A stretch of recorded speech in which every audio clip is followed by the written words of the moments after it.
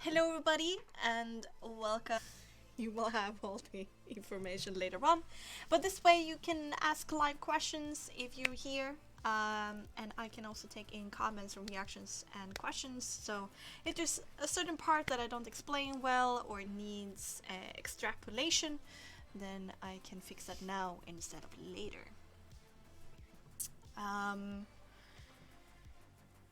Remember, this is preliminary, so things might come to change in the future. What I say here might know. I rolled to seduce the GM. Much appreciated. Thank you so much, Adriano, and welcome. We're gonna say yes, things might come to change. Everything I say here might not be written in stone. Look towards the written thing later on for, the exact, the right thing. And of course that is also going to be changed later on for like the official thing after the Kickstarter. So take everything with a little bit of grain of salt. Everything that is discussed in this preliminary GM guides is not the it's not the GM basics, it's not the fundamentals of how to GM, it's not about how to create NPCs or create encounters or how to create sessions, campaigns, or what even GMing is and what different terms is. All of that is not discussed. That will be handled later, but if you're curious, there's a bunch of great resources out there that you can read. So this is only dealing with Frostmark related stuff that I prioritize over the fundamentals that will be added later. When I referred to the world's most popular RPG, I am talking about the world's most popular RPG, but because of trademarks, I'm not going to mention it just in case. So we are using the world's most popular RPG as a moniker for that company, that system. Alright, do we feel ready to dive in? I need a safe word, yes. It's now called E&E. Encounters and enemies, maybe.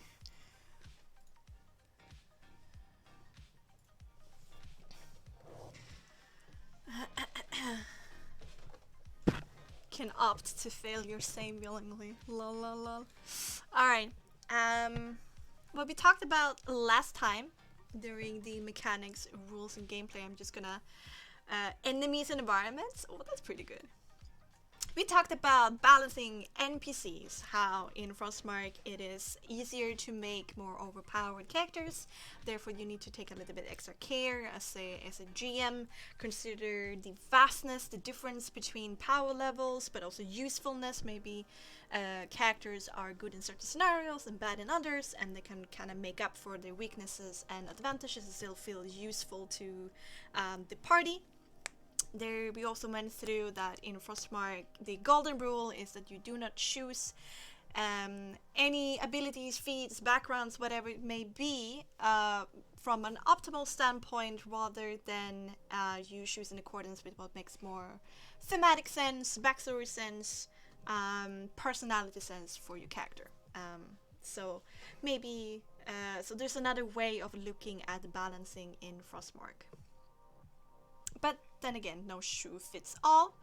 We also went through how to use the ability scores, and we broke them down. I got some good questions and comments that I've added to my text, especially when it comes to using the skills. Did a breakthrough of how they work. And then we talked about the skill discussion, that there's like a mini process that happens whenever there's a skill challenge. The GM suggests a skill, the player can agree or suggest something else, and the GM makes a final verdict. We talked about a checklist of how to convert monsters, because Frostmark doesn't have all the E&Es or the world's most popular RPG system monsters converted to Frostmark yet. I don't know if ever all of them will be, but here you can do it on your own by following these steps. We talked about how to use the metric system if you ever need to convert something from imperial to metric, how converting tactical units that matter on a battle map is different from converting non-technical units that do not matter on a battle map. We talked about that Frostmark only uses milestone leveling. We talked about how to choose your power level for your campaign in Frostmark. We talked about how you can customize Frostmark mechanically to suit your playstyle. We talked about the possibility of not using the Frostmark setting narrative at all, just using the mechanical parts and what you have to do to make that work. If you want to keep the Souls package, then you can just throw in your homebrew world, but keeping the lore around Souls. If you want to throw out the Soul package and remove all the connotations of that, in the lore and the system, you need to make a bit more work. And that's it. Whew.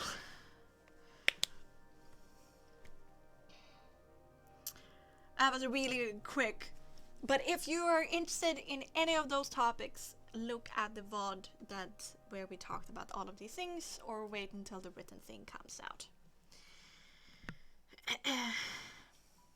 How about making every single NPC a one-trick pony? Nah. In Mother Frostmark, trades choose you.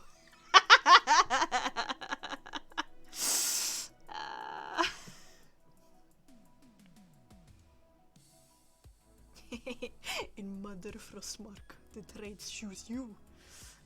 That's pretty funny. Alright, but what we're gonna focus on tonight is the setting and the narrative of Frostmark. So buckle in and let's depart this hype train from the station. What I first want to talk about, which is you should consider first, is choosing a path when it comes to the narrative and the story that you tell. The question is, what do I and my players want to experience? There's a multitude of different themes and storylines that can be explored in the realm of Frostmark, or in the universe of Frostmark itself. You can explore different ages on Frostmark, you can explore other realms, you can also twitch things up and make, your own little, do changes to the lore. Different themes you can play on, even if you play a standard Frostmark campaign, and so on. There are general two ways to go about this to ensure that both your players and you enjoy the themes and the story and the overall pitch of the campaign. And that is either that you pitch an idea for a story, explain the themes and scope to a group of people to see if they're interested and want to tag along with you. The other is that you and your players, you decide together what you want to play.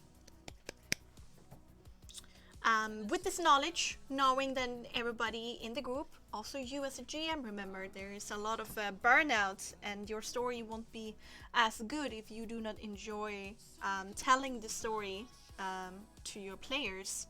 That both you and your players, when you know what you want to enjoy, what you want to explore because you enjoy it, then you can go on and fill in the details of your campaign or adventure.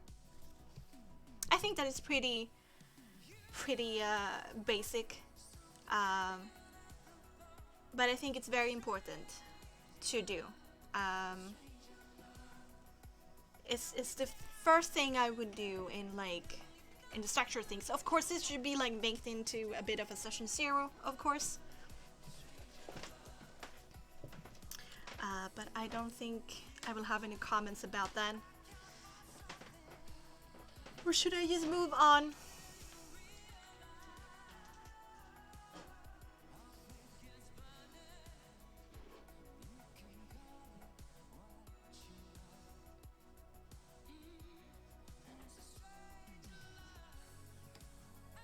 This song is a bit of a bop.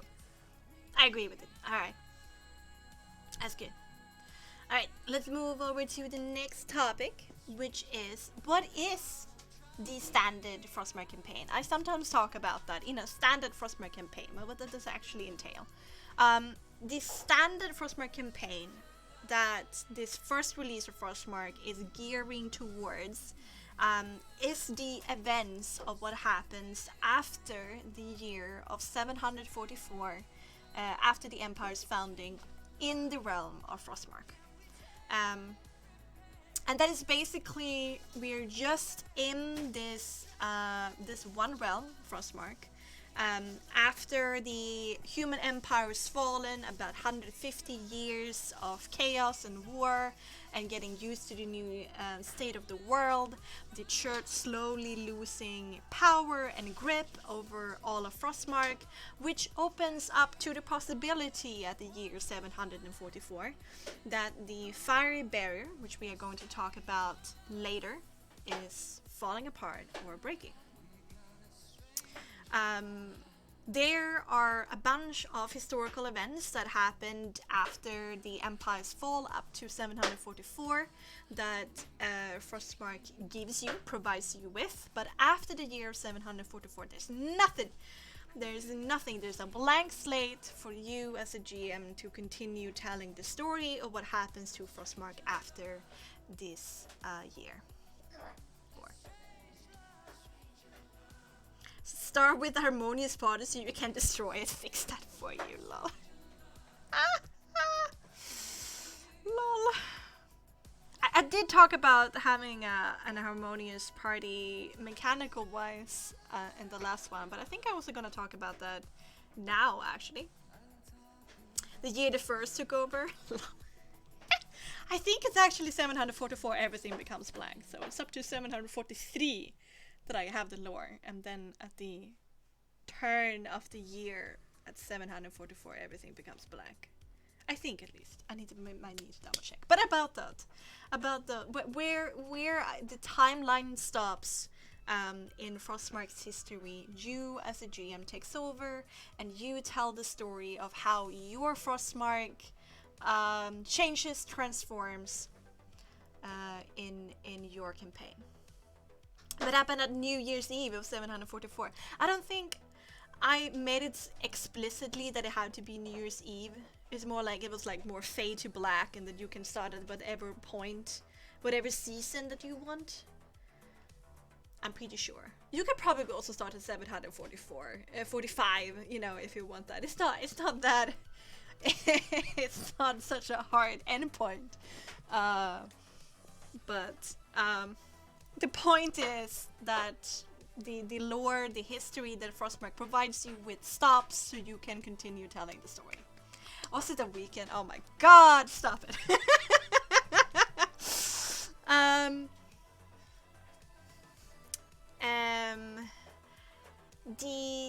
So it's all about a group of people discovering and experiencing the return of gods, magic, and fantastical creatures of Frostmark, and its consequences that this has. That's the standard Frostmark campaign. These people these player characters that you tell the story around should grow with the world and gain more and more agency to influence the status of local areas, regions, kingdoms, realms, and maybe even several realms when they get really high level.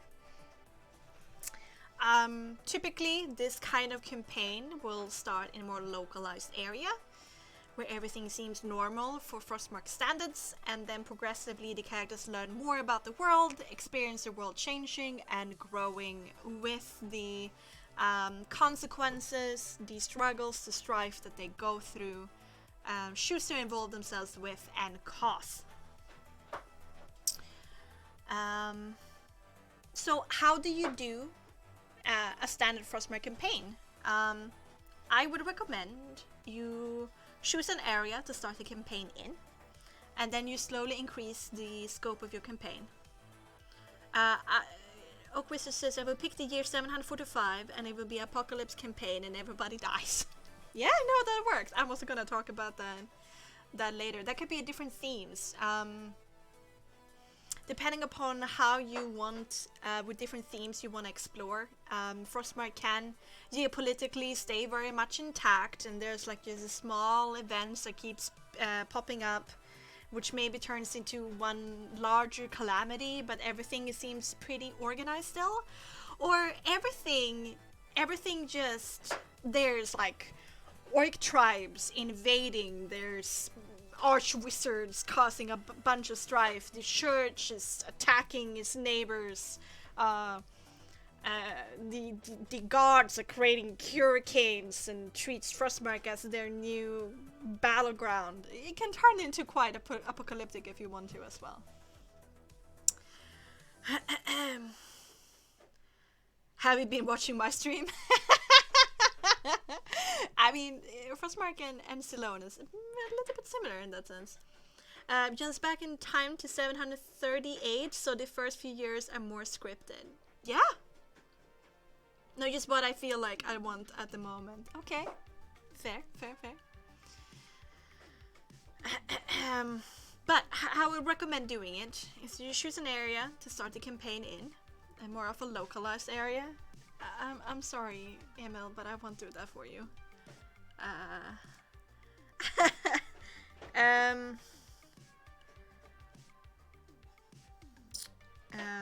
And then as the characters grows, their influence will grow, and the degree of change around them will also grow. Remember to always encourage your players, play your characters' personal stakes and attachment to the story told, so it matters to them personally, that it makes the stakes and the consequences so much more close and hard-hitting for your characters. So it's always a good idea to make sure personal attachment to the story.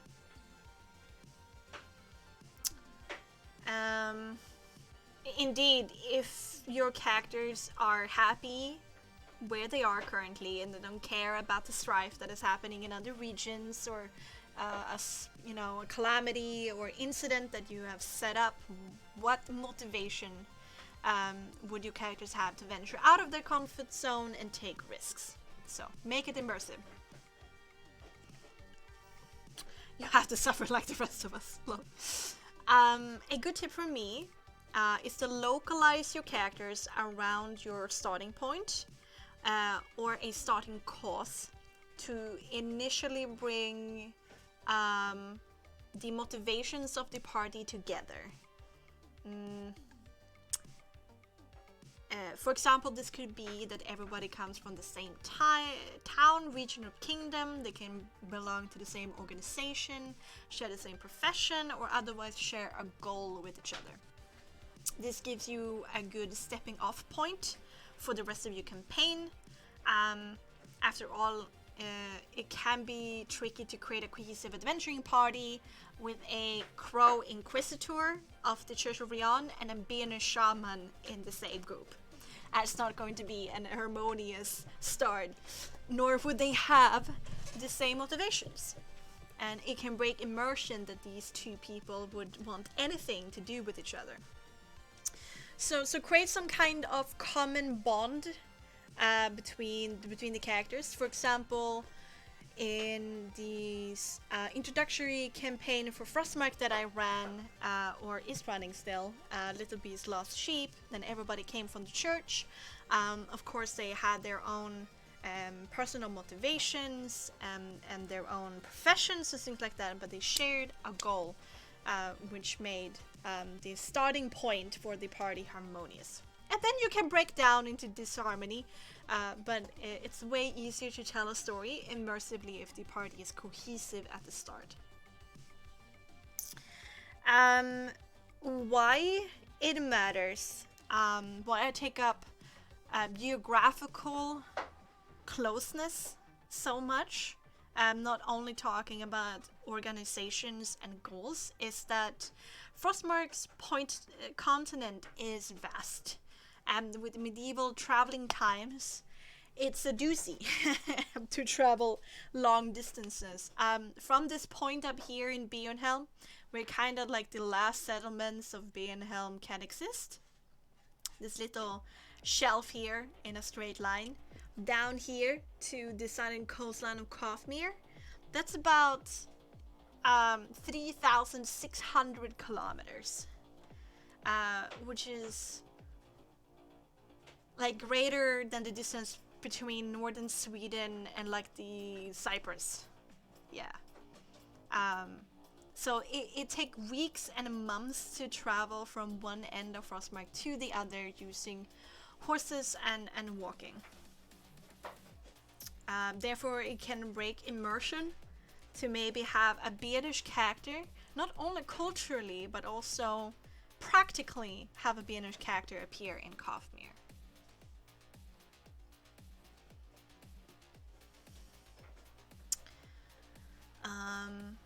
Yeah. So that's the standard Frostmark campaign structure. After the year of 744, you start writing history.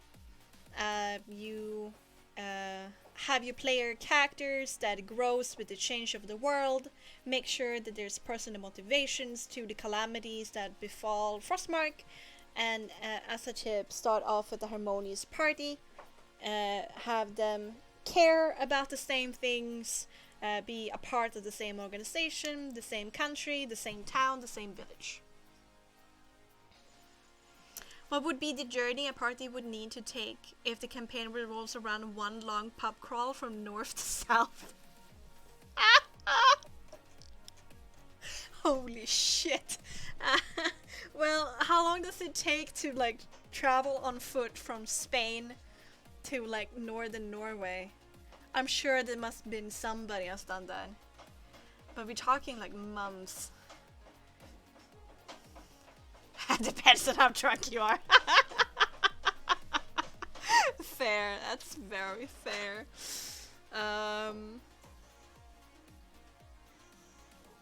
Damn.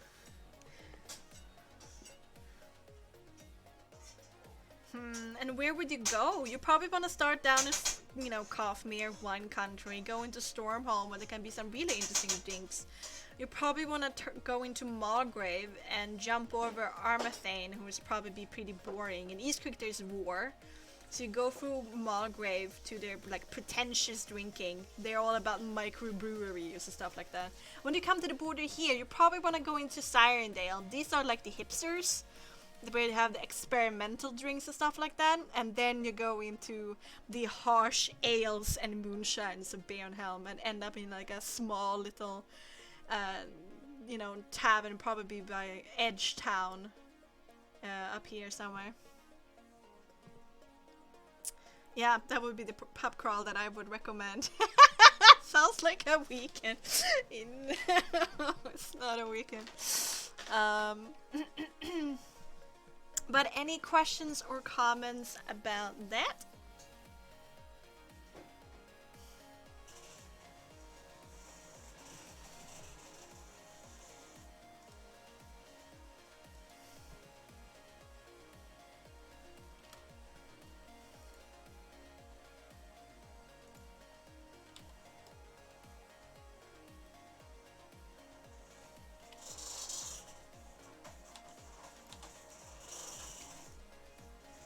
Should it mean you all need to start in one locale? No. As long as it's an immersive reason for somebody from another kingdom being in another kingdom, that's completely fine. It's just that you should pay a little bit extra heed to it. To make sure that you start off with a harmonious party that shares some goals with each other. This could be any kind of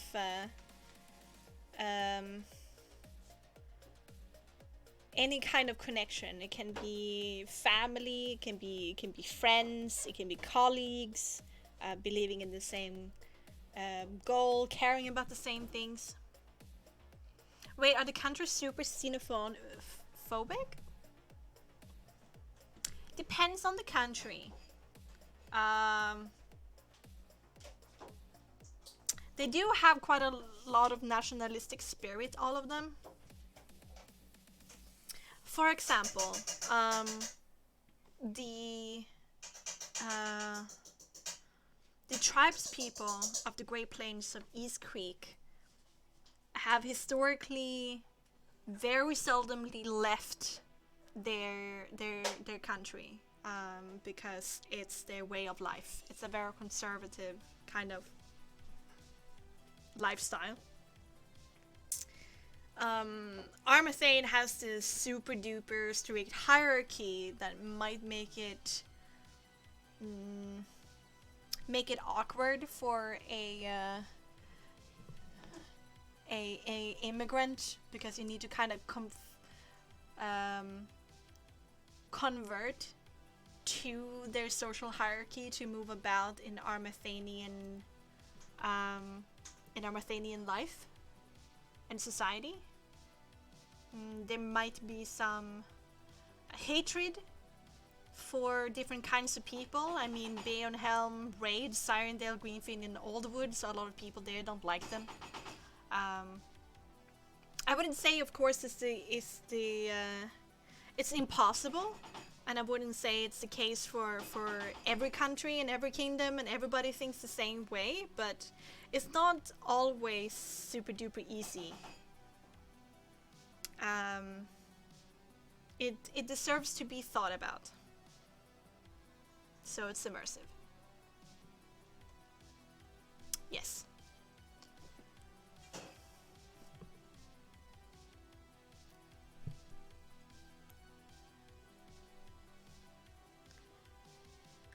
So what are the borders like?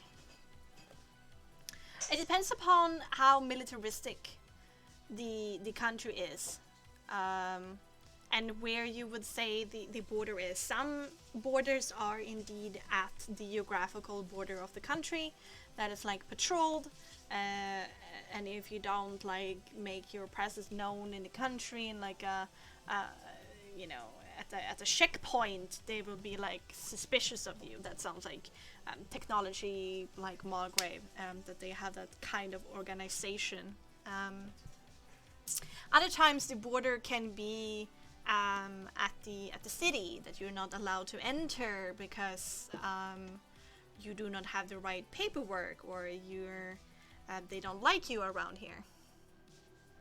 Gotta keep those microbreweries secure and all. That's very true. And in other places there might not be any border at all until you piss off somebody and they like, wait, you do not belong here, right? And then it becomes a problem.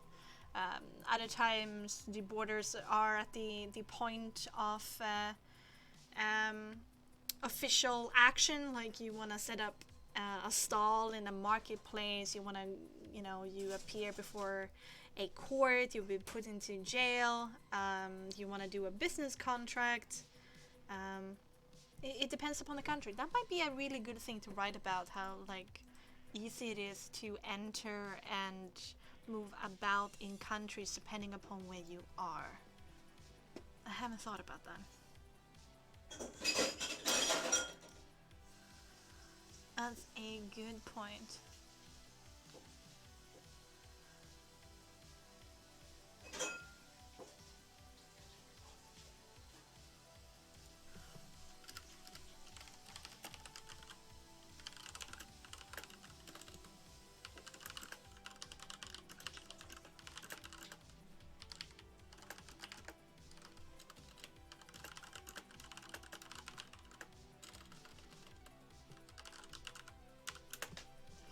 I live as you muse. It's really helpful, these comments, because maybe then I realize I haven't explained something that is obvious to me but not to other people.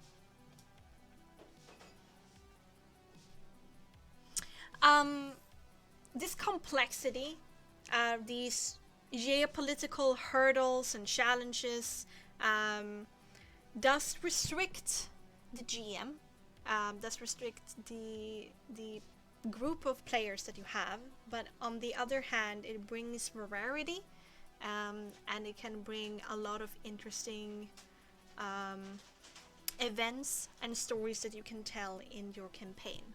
I believe that restrictions to a certain point, of course, breeds creativity and new, interesting things to explore. So no, it's not like a standard fantasy setting where you can just move about, from kingdom to kingdom and just proclaim yourself as adventurers, as if that's some kind of profession. In Frostmark, there's certainly a bit more organization around the countries, a bit more of a nationalistic spirit,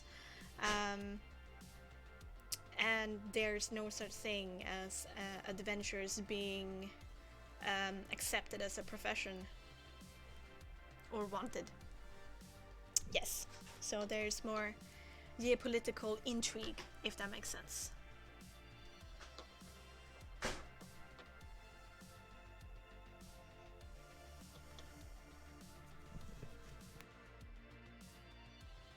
Alright, but let me do add later on a bit of information about the borders and how it is to move about in other kingdoms if you're a foreigner.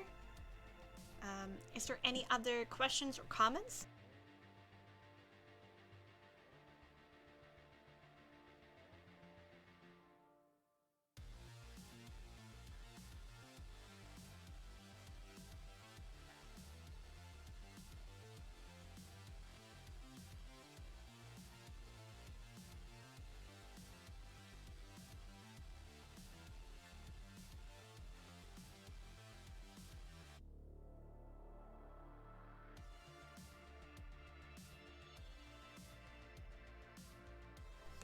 Oopsie doopsie, I was drinking water.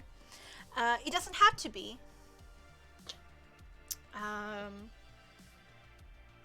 In general, I think that more chaotic ages in history creates more compelling stories. If you want to explore themes about overcoming adversity, so you can just ignore the fire barrier at all and say that Rion's power is continuing on. So there's no such things as the gods returning, Anna returning, the truth about magic, and you're just talking about the results of wars and tensions in different countries. Maybe you just do a campaign on the plains of East Creek, either on the church side or on the creekish side, playing out which side wins and what the consequences is for East Creek, and just keeping the status quo, but exploring a chaotic event. But that is not a standard Frostmark campaign structure. It's a Frostmark structure, but it's not the standard Frostmark campaign that Frostmark is suggesting. To a party full of pure power characters going on a pub crawl, it wouldn't necessarily be immediately evident. No, that's very true. It's very true. It's up to you how you handle it, and like which themes you want to explore. It's if you have the staple fantasy trope of your characters are out to save something or protect something or bring about a change because they believe that change is to be better, then I would recommend that there is some kind of world-changing event going on with that. They are saving the microbrewery. I don't know what threat there is to microbreweries, but okay.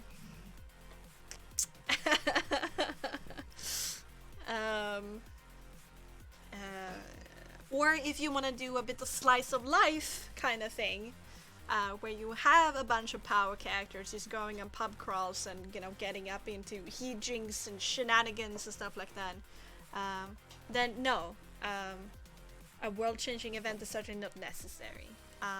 As I said, this is the standard Frostmark campaign. It's just a suggestion. Hijinks. Yeah, I don't know. Is that a thing? I think it's a thing.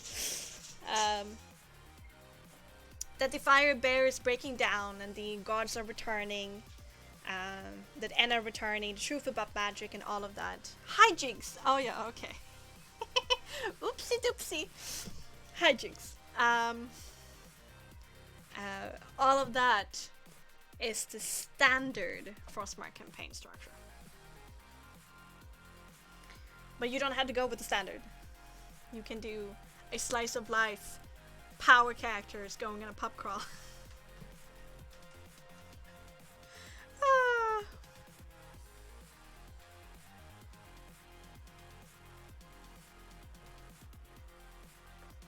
You want to play that campaign, admit it. I do actually. But not maybe for months. But as a shorter thing, yeah. I do. Wow. I'm just thinking about it in my head. Some macho guys and girls just getting drunk. Starting tavern brawls. For some reason I'm hearing a lot of like Japanese voice lines in my head right now. Ora ora!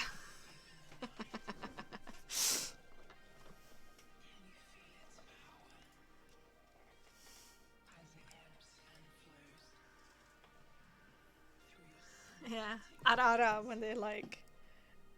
They always say that like before they take offense or say something offensive to someone else, like ara. Ooh. Yeah. You know. So this is just the standard Frostmark campaign structure that Frostmark is suggesting. But of course, as I said before, there's countless deviations from the standard that you can do if you will want that. So you don't start with the party hating each other's guts. It's very hard. I'm not saying that you can, that's why it's a tip.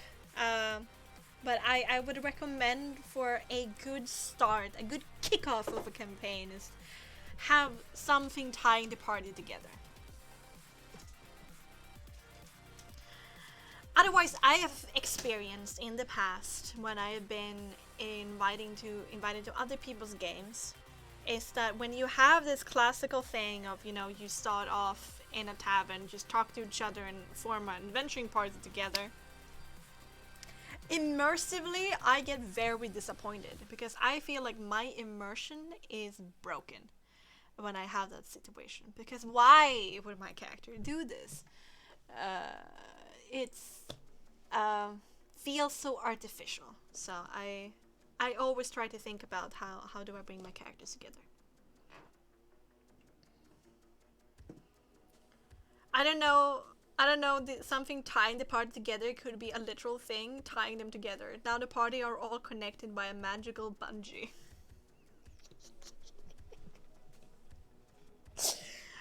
I mean, that works. I would tie the party together.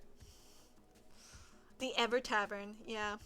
Why not be in immediate rest, already on the way to something, and you already have some shared backstories? Yeah. But then you have tied the party together, because then you have some shared backstories. Then you have created that tie already. What I'm trying to say is that it would be an easier time to create a better story if you avoid the whole thing. You meet in a tavern, now talk to each other, become friends, and go on an adventure together. Remember how I killed your mother? Good times, good times. Yeah. Out of the Abyss, this is very well. Oh.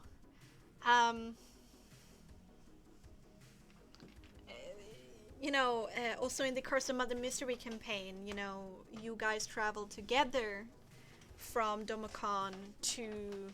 No, from the Protector to the island of Domicon, enter the mist together. Aeronox and Illyria, you know, belong to the same cause.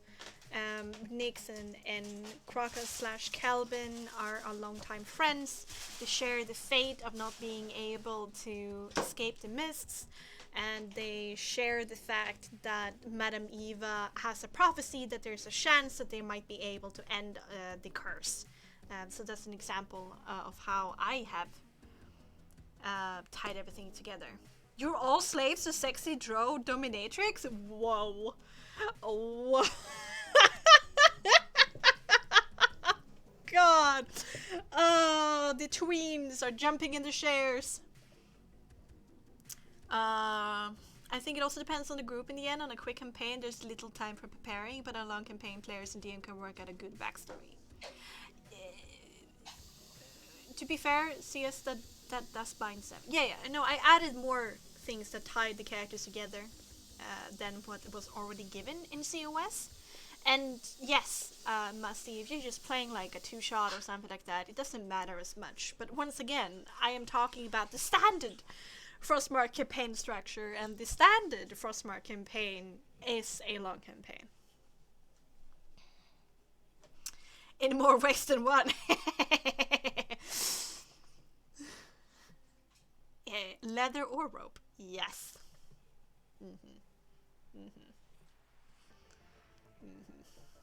Also, welcome, Musty. I didn't say welcome and hi. Hope you're doing okay. Why am I so red? Why am I always so red when I'm on the camera? These days. Is that better? Yeah, I'm less red now. But yeah, I love long backstory, I think. I don't know what AOOG backstory is. A good backstory. Yes. No, that's vital in Frostmark. You can't create a character in Frostmark or do proper balancing without a backstory in Frostmark for a campaign. It's required. It's vital. But let's move away from this topic so we get somewhere. Would 81 pages in new terms? Oh my god. Yeah, that would be a little bit too much. But for the vampire thing, I did 7 pages.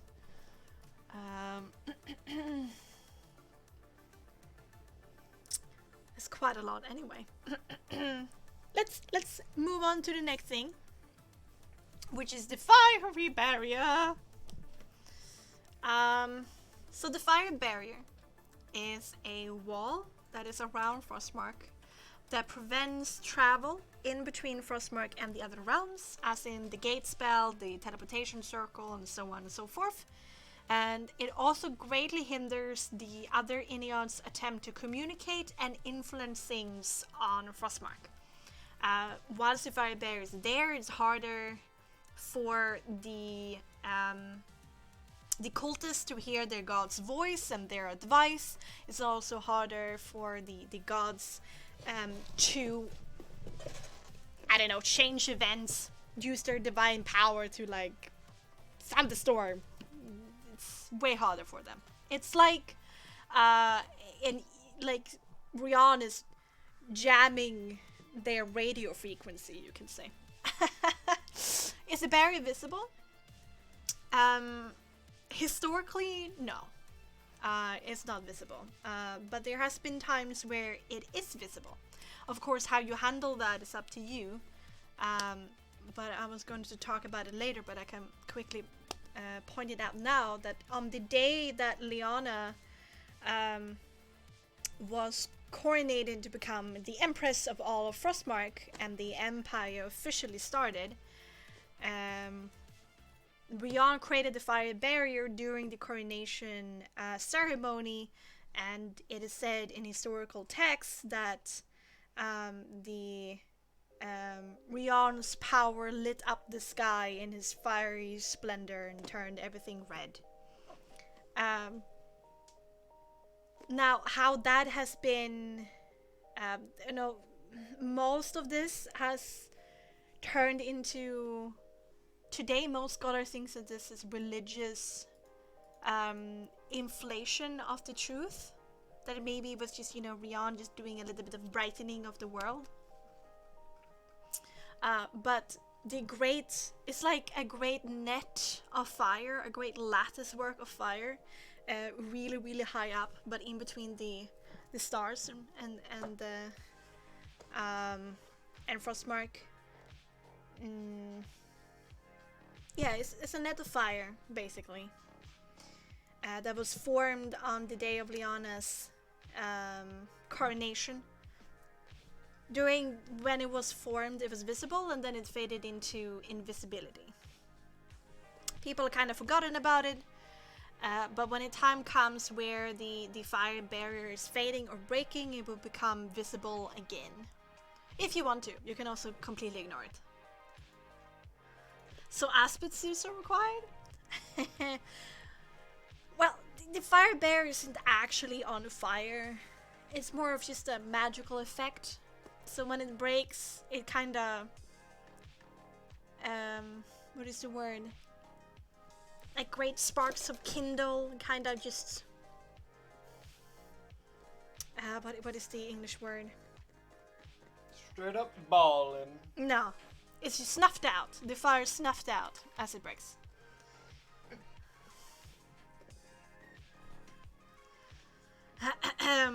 It is a bubble keeping things inside. Yeah, and things out as well.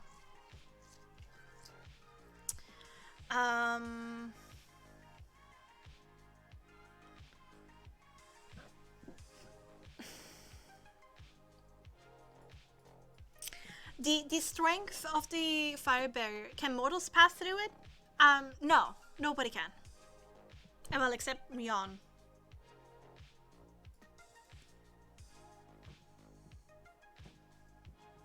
Yeah.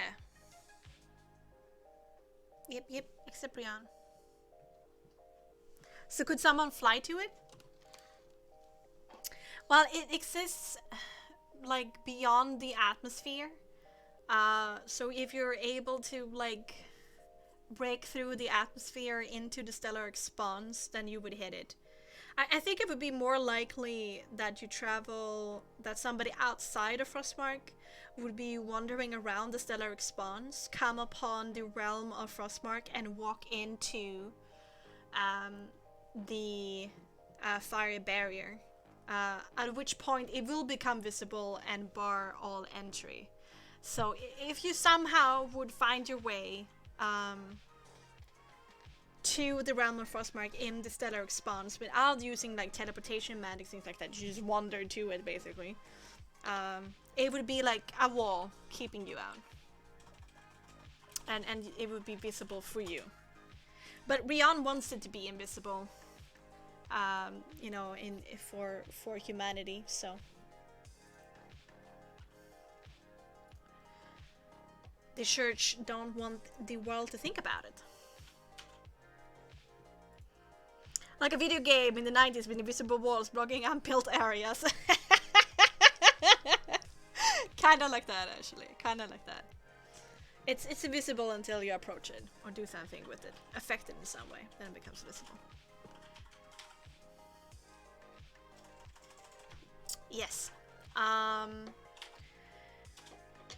The strength of the barrier is in direct correlation with the power of Rion, since he was the one who put it up. But Rion has another realm to rule, the Eternal Suns, and so his attention and energy is not infinite, even if he's the most strongest Ennead in history so far. So it's not infinite either when it comes to keeping up the fire barrier. Rion will not sacrifice the health and power of Eternal Suns to keep the fire barrier up in the end. That is a sacrifice that he must make. So as long as a vast majority of Frostmark population believe in Rion and offer their souls to him at death, the fire barrier is almost to completely airtight. Now look up in the sky at the night. The firewall does not exist. The Minister 2 tells you there's nothing up in the sky.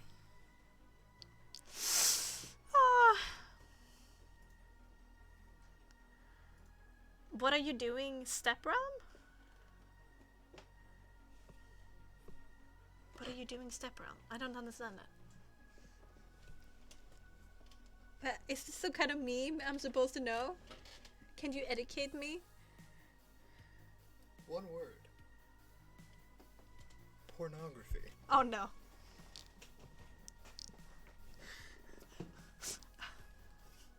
Oh no. Alright. That was everything for tonight. Take care, everybody. I hope you had a great time.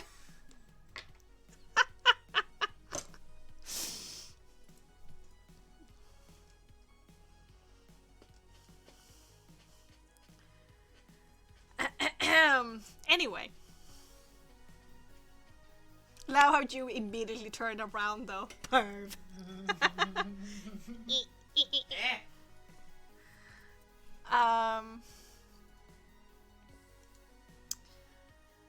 We're gonna say yes quickly before the TOS police gets us. Yes, but after the fall of the Empire, the Church have started to lose its grip over all areas of Frostmark. And especially lately, close to the 744 where we are, or after it, the Firebearer has been starting to falter, which will allow realm travel once more, sporadically, maybe at first, and then maybe there won't be any Firebearer at all, making it so it's it's just normal, and it will also allow more of the other Ineon's presence and influence on Frostmark. The degree of this and how quick it is up to you as a GM. Generally, there are 3 paces where how the fire barrier falters and breaks. So you have either on a timeline, in step with the players, and a sudden break scenario. Be happy that invisible wall exists and that it isn't just darkness. Beware, you are entering a dark area. A crew might attack you.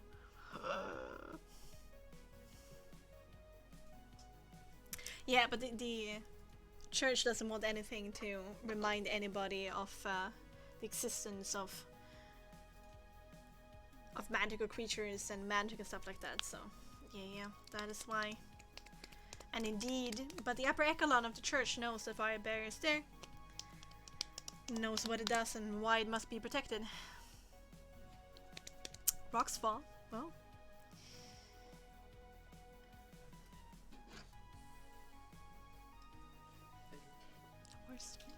So, on a timeline means that before the campaign, you, before a session, I don't know how you want to do it, or before an adventure, but you set up a timeline of how much the fire barrier breaks and what that means for Frostmark within the campaign. For example, it could be that for each month that passes, the fire barrier falters with 10%. Which correlates with a certain magnitude of interference and change that you decide. With this approach, players have to either work themselves to a point where they're on top of changes, or they risk falling behind the transformation of Frostmark. It becomes a bit of like a race against time, or it becomes inevitable that these changes happen. It is outside of the players' control. It's outside of their the pace that they set for themselves to grow. It's a very scientific way of doing it, I presume. And then you have in step with the characters, in step with the players, where you time the extent of the fire barrier faltering with the levels and or achievements of your players. This way, the extent of the world changing will feel more manageable for both you to balance and for the players to deal with. In this scenario, there's hope to re-establish the fire barrier with the actions that the players take. There's more hope to re-establish the fire barrier, because in step with their achievements and what they decide to do. And if the Church reconquers or reaffirms their control over religious beliefs, the damage can be undone, the crisis averted with the players' helps. Of course, this can also happen on the timeline, but it's more manageable for you as a GM and the players to actually achieve this. And then you have the sudden break. Instead of a gradual deterioration of the fire barrier, the fire barrier can just break suddenly one day. You still decide when this happens. It can be before the start of the campaign, in the beginning of the campaign, far into the campaign, etc., etc.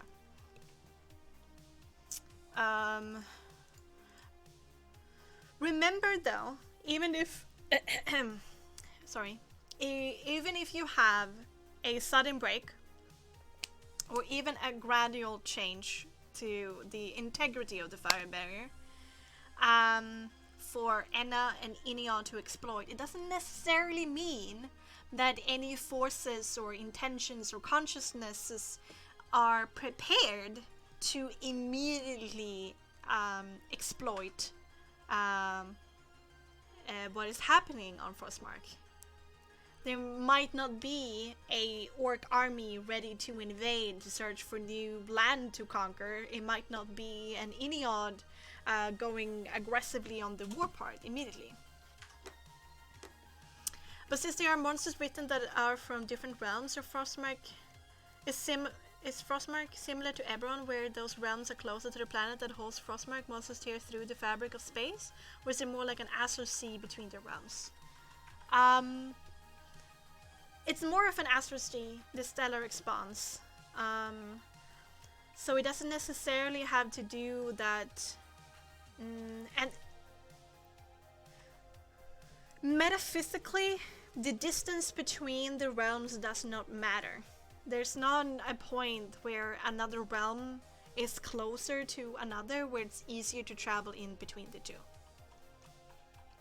So which Ineod and which Enna, and from which those Enna, which realm they come from, is either a conscious choice from you or a randomized event. So there's no such thing that Gyara's realm progenitor is in an opportune place close to Frostmark, and so they can travel in between the two. Distance and direction in the stellar expanse doesn't work the same way as it does within the realms. So it stops having any meaning, if that makes sense.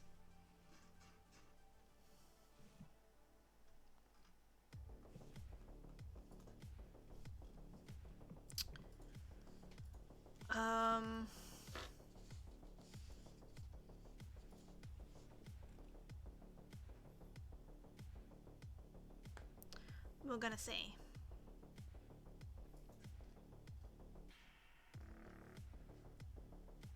Yes, so it doesn't necessarily mean that just because the fire realm has broken that there would be an immediate invasion or an immediate action from a god. Not really, but I ask from a perspective of how might other realm monsters get through the barrier as it is failing. If you're going with a gradual breakdown of the fire barrier, that means that teleportation to Frostmark using spells or items or places or through gods is possible but not consistent. There's basically holes that has been starting to happen within the fabric of the fire barrier.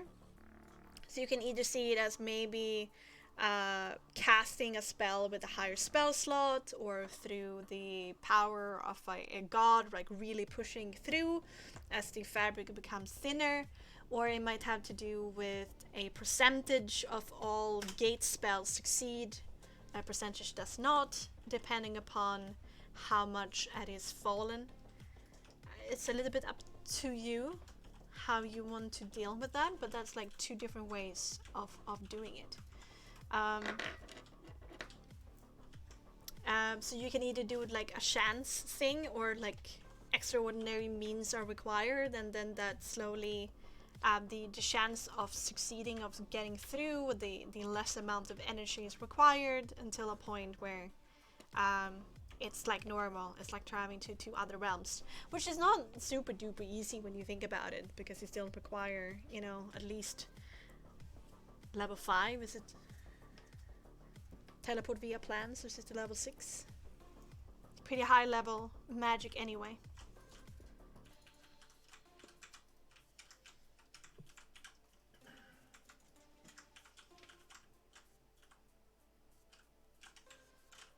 Teleport via plans is in cross realm. Oh shit. True. Gate would be. This is.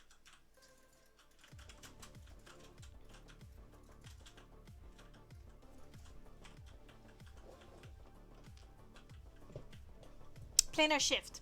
Yes. Realm shift in Frostmark.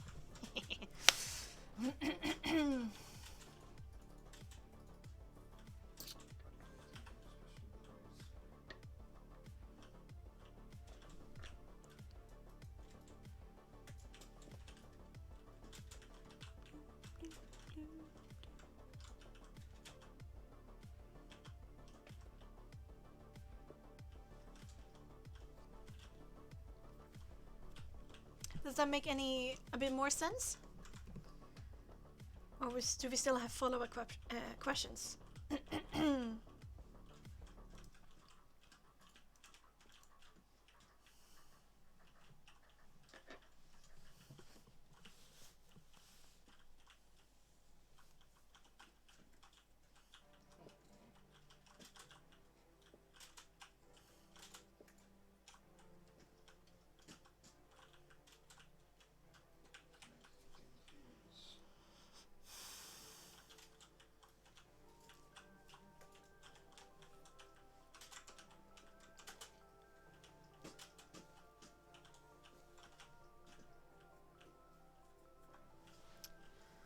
Alright.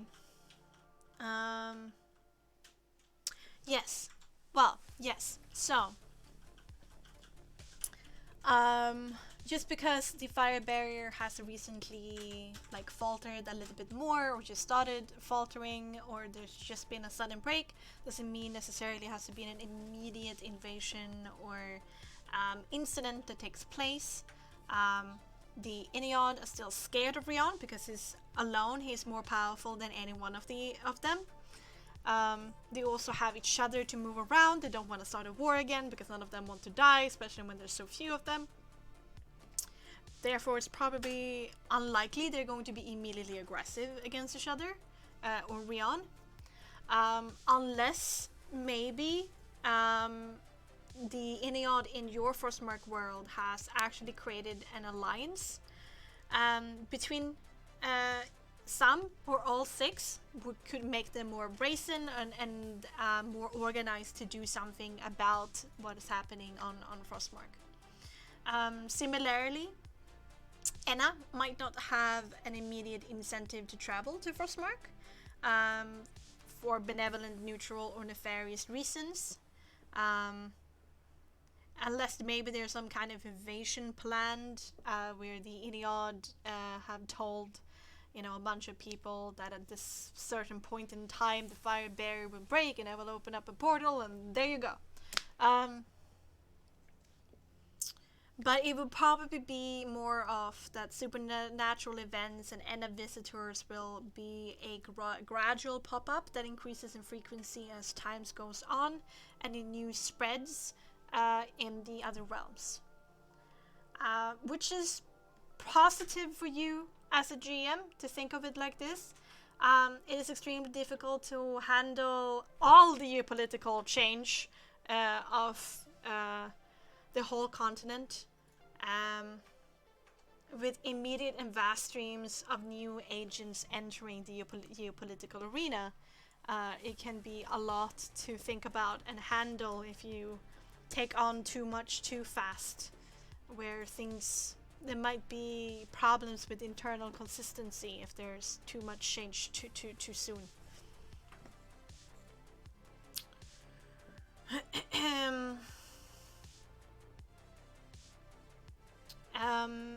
Then for visible representation, if you want a gradual fade, you can include in your story that whenever a part of the fire barrier breaks down, maybe on a timeline or with the players, the great lattice work of fire, becomes visible, and then a part of it breaks down, leaving a hole, and then it goes back to being invisible.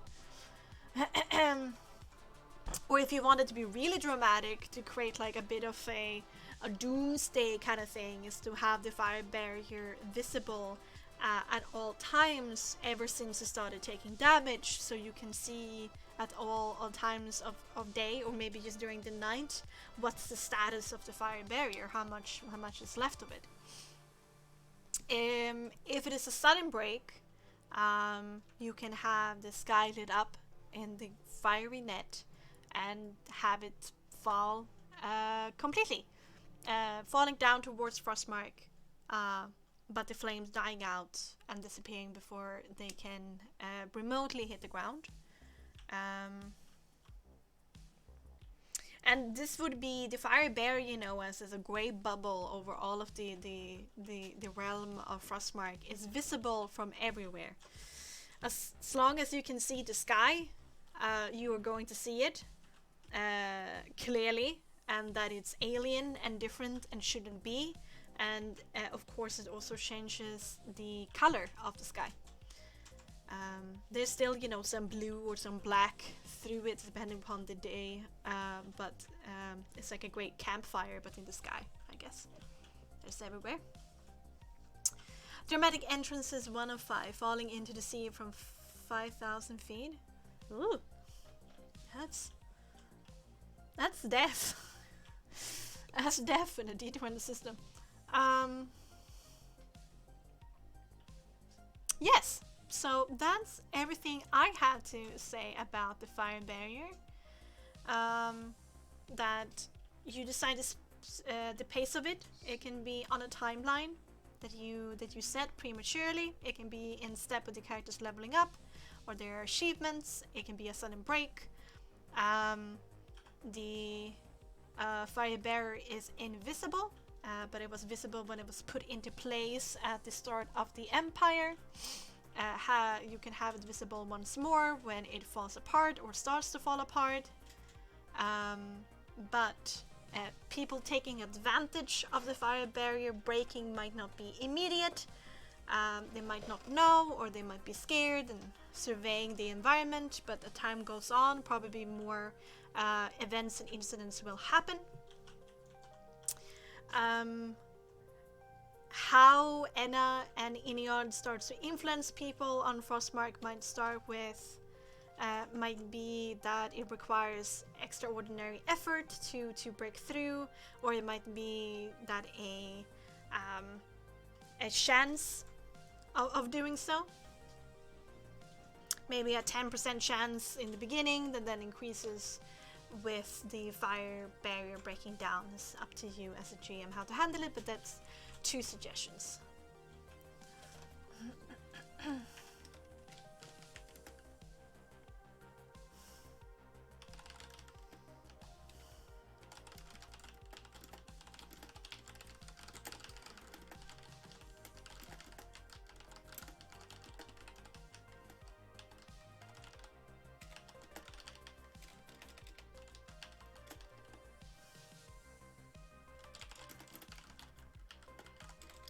Any more comments about the fire barrier?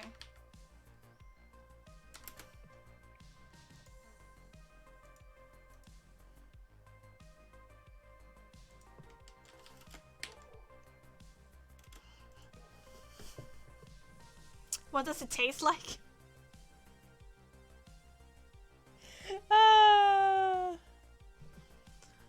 Probably brimstone.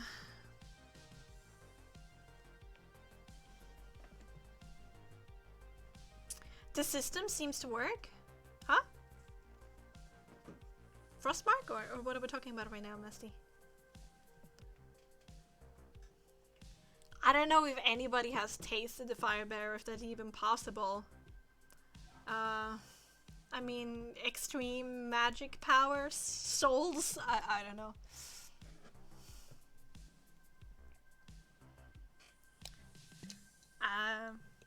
Well, I see it more like why the fire bear is on fire. Is more of an expression of the god. It's just a decoration, basically. When it comes to the actual mechanical effects, it's more like a anti-life shell, but epic proportions that just have a bit of like beyond soul in it, I guess.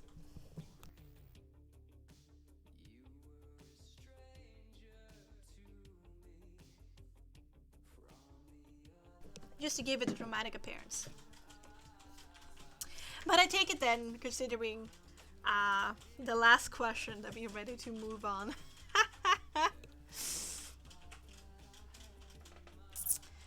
Considering the kind of question I got.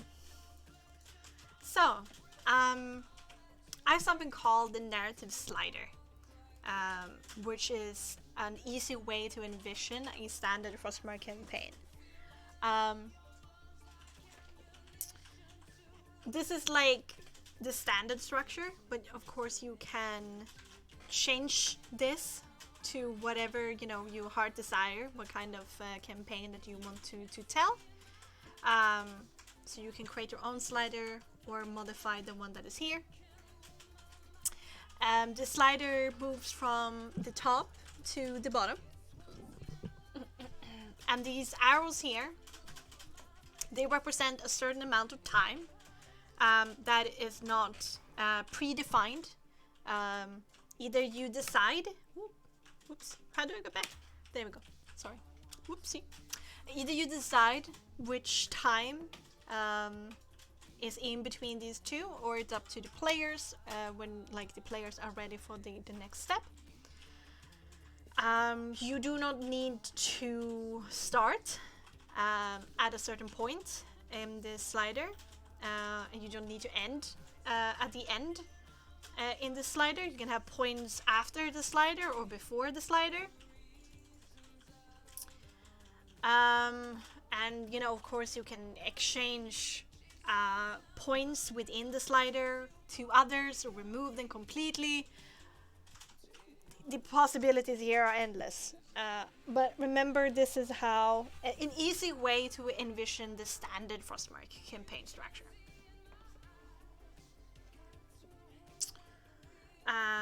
In media res, yes. Like Lord of the Rings, the world existed for long already. It's in the third era. Yes, kind of the same thing with Frostmark actually, because you had the Age of Genesis, then the Age of Collapse, then you have the Age of the Seven, and now you have the Age of Rion, and we're moving into the next age, the Age of Resurgence. So I guess Frostmark is into its Genesis, Collapse, 7, Rion, into its 5th era. But I don't think my eras is necessarily as long as the Lord of the Rings eras.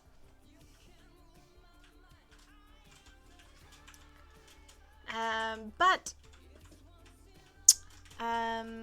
what these points are on the slider is that we start with the Empire Falls.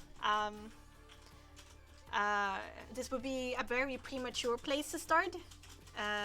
Then you would have, have players who need to live, for 150 years. But you can start somewhere in between the Empire Falls in year 744. If you want to play out some historical events that happened in between the fall of the Empire and the year 744. For example, if you just want a more down-to-earth pre-adventure, 2 or 3 adventures before you introduce all of these other stuff. You can have like a one between levels 1 to 4. We only do Frostmark things, and then At that point, I will introduce the fire barrier breaking down, so we can deal with higher level things immediately if you guys want to start from level 1. I mean, you can also play before the point of the Empire falls. You can play during the events that leads up to the fall of the Empire. You can play during the golden age of the Empire. You can play during the creation of the Empire, the conquest of Geonor, and the creation of the dukedoms, and so on and so forth. So of course there are points before the Empire falls. Then we have year 744. That is very central to a standard Frostmark campaign, which marks the end, as I've said, of the historical events that has been provided in Frostmark's lore. After this point, the suggestion is that you as a GM takes over and you dictate the continuation of tensions and incidents and this whole plot of the gods returning Frostmark. If you're not considering the larger plot and only the tensions within and between kingdoms of Frostmark, you can decide the fate, for example, with the occupation of East Creek, the occupation of Greenfield, the three-way power split in Oldwood, the rebellion of Chieftain Falconeer in Beonhelm, Armathane's shrinking economy, the fate of the Wardens in Applegate. There's a lot already there of change that is happening in Frostmark that you will get to decide the fate of. Then we have the first sign. At some point in your story, for a standard Frostmark campaign, the weakened grip of the Sheriff Beyond should manifest itself in an incident. How this incident manifests and its consequences depends upon your thoughts surrounding the fire barrier. If it is a sudden break, it would probably be a massive event. If it is more of a gradual breakdown, maybe the first sign of Frostmark changing would be more mysterious or more hidden. Here it is important that your players are involved indirectly or directly with this first sign, so it doesn't feel like distant news they wouldn't immediately care about. If you want to tell like an epic tale, if you want to play something more down to earth, this might be better off just being in the background somewhere, and the players discover things as Frostmark discover things as a whole. But if you want to do more of the epic route and your players are involved with the change of Frostmark rather than just observers, you can have the players witness or discover the first sign, or maybe that they're close enough to travel to it to investigate. Then we come to some incidents and tensions. After the first sign, there will be some more incidents happening. Probably still pretty small in relation to what will happen later on, as the other realms realize the possibilities.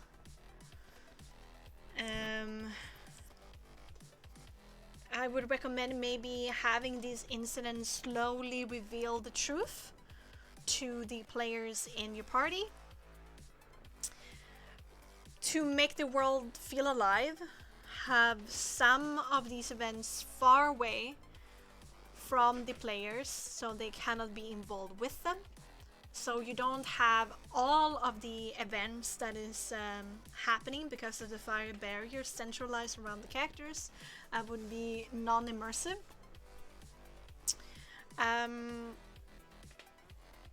You can either decide or randomize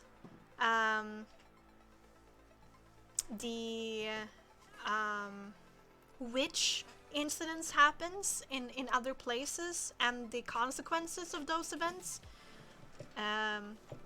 Those events that the players cannot participate in, to maybe remove bias from the whole situation. So this is a balance act between engaging the players and immersion. Everything shouldn't happen around the players because of immersion's sake, but in the same time you still want to tell a compelling story, so therefore the players should be involved with some of them at least.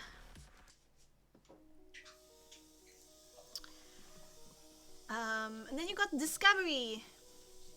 At some point after a few incidents, organizations and leadership in Frostmark are going to start to piece together what is going on. This can also be an endless source of adventure material as well.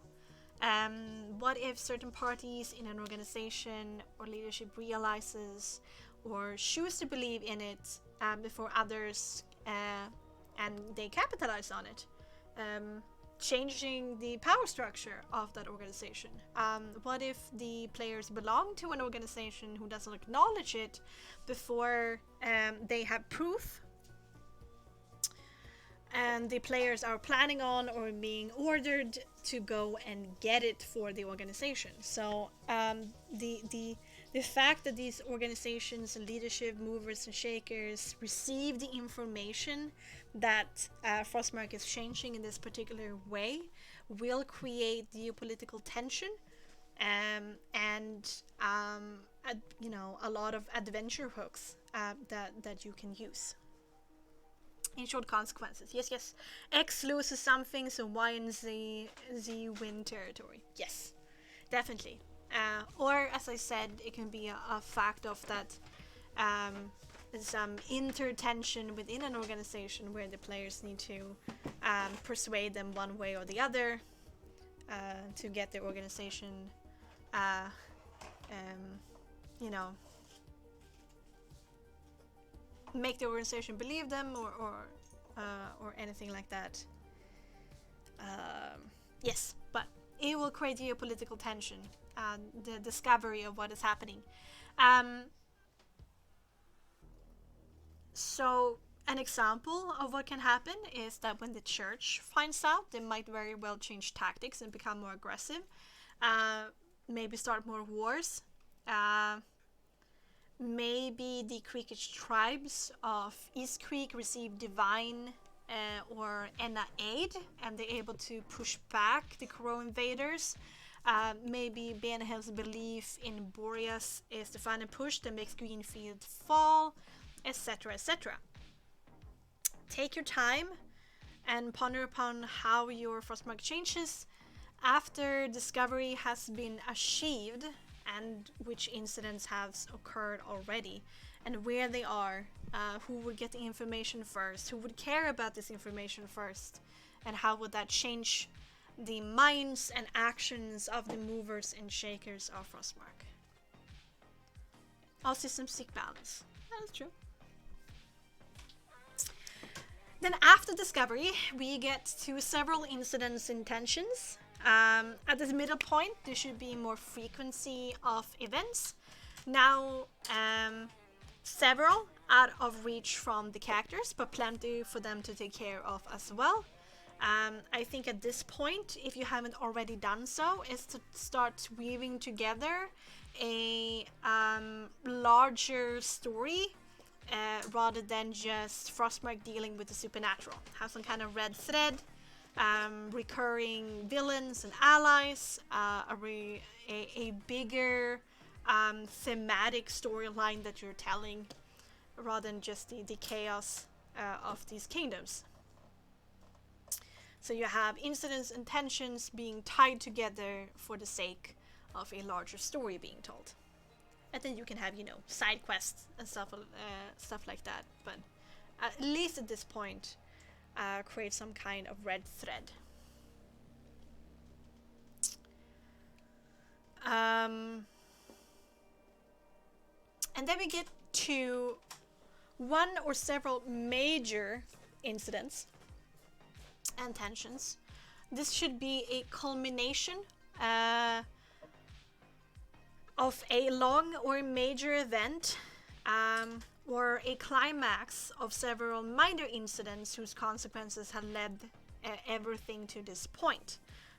This climax should be of dramatic proportions in comparison to everything that has happened so far, and personally for the players.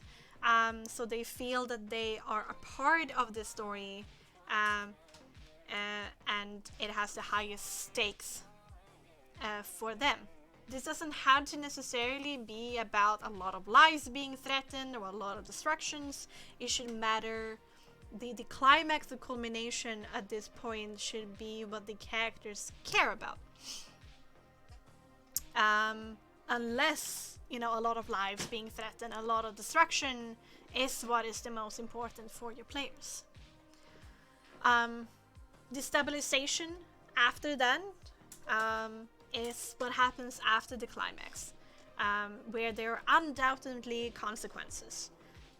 Depending upon your players' actions and also immersion of the internal consistency of the world, some of these consequences might be welcomed by the players or unwelcomed by the players.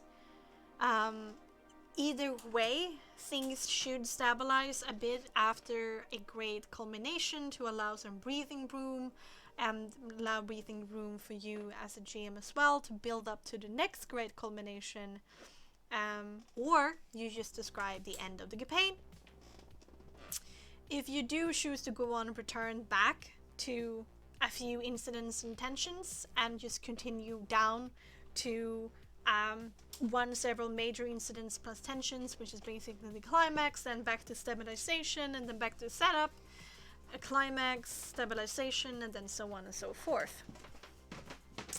So yeah, so this is an easy way of looking at it. So you keep check on all factions, the current influence zones, and battles. It depends on the scope of your campaign and what is important. I would take a bit of a pragmatic standpoint of not doing overwork yourself with events does not happen in your player character's vision, but for the sake of the makes sense, keep it local, yes, but it's a balance act between that, keep it pragmatic, so you don't tire yourself out and do unnecessary amount of work. In the same time, you want to create a living world that is immersive. Just because your players is not looking at an NPC doesn't mean that NPC is dead when they don't have the attention of the players. It's the same thing as with other kingdoms. So still create events that is happening in other places. Do some, movers and shakers make decisions or fall or change in some way, to show that the world doesn't revolve around the characters. But do not do anything more than what is necessary, because at a certain point it stops having any meaning for the story told. So if, let's say, a war happens far away, it shouldn't directly matter to the player campaign, but its ghost might softly bleed in. Absolutely. Absolutely. And when the players maybe travel to that area, it's going to be changed because of that war. It might not have been the same kind of area it was before the war. I mean, of course it would be. It wouldn't. In short, main point, X is fighting Y, meaning Y has less soldier in the area left behind. Yes, yes, yes. So only include the detail that is necessary, and put in effort with detail that is around the characters. But them hearing that there is a war raging on, for example, in a kingdom over and two kingdoms over, is going to make the world feel alive in a different way to your players. And it also creates more tension within the party when it comes to decisions. It will inform and encourage the mindset that every decision that we take means that we are paying attention to one issue over another, and then they have to justify to themselves why they're spending attention on this issue and not that issue. And that will create a lot of good roleplay and drama. Because that is something that Frostmark seeks to do. Like, even if your players are heroes, it doesn't mean that they are that the world revolves around them. It's a very egotistical standpoint, I think, a lot of campaigns have around the player characters, but there are events that are happening in the backdrop of the player's vision, but do not spend more effort than what is necessary on those things. Yes.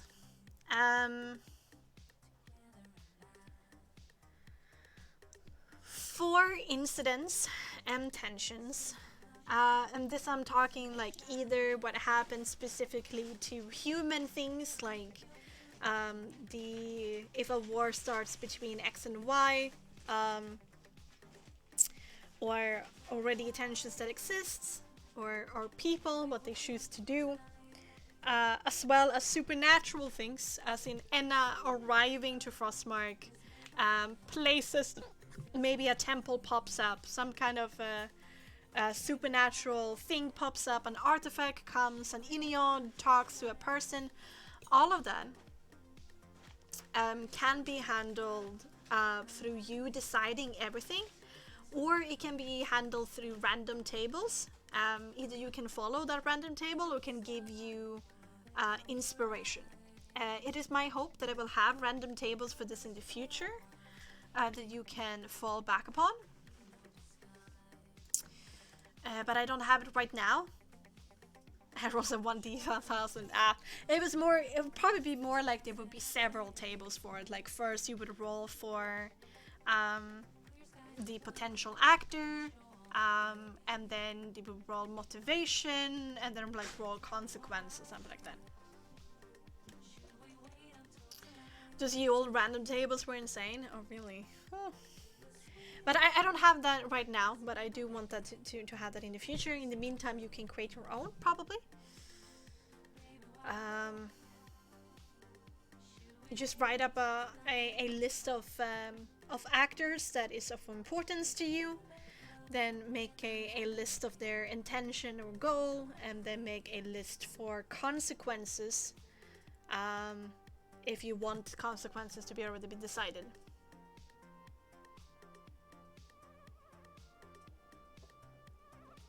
A large dragon enters the room. You mean the 4x4 room? Oh no. Oh no. Yes. But any questions about the slider?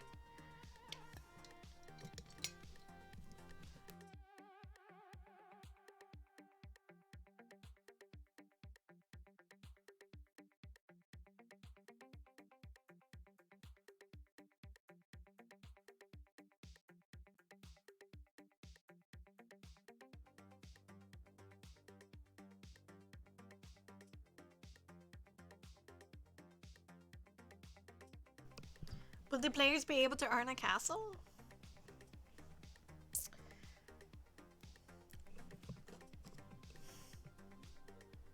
I mean, it's up to the GM, up to the story. I would love to have an expansion of Frostmark in the future, a bit like what Matt Colville did. Castles and Strongholds.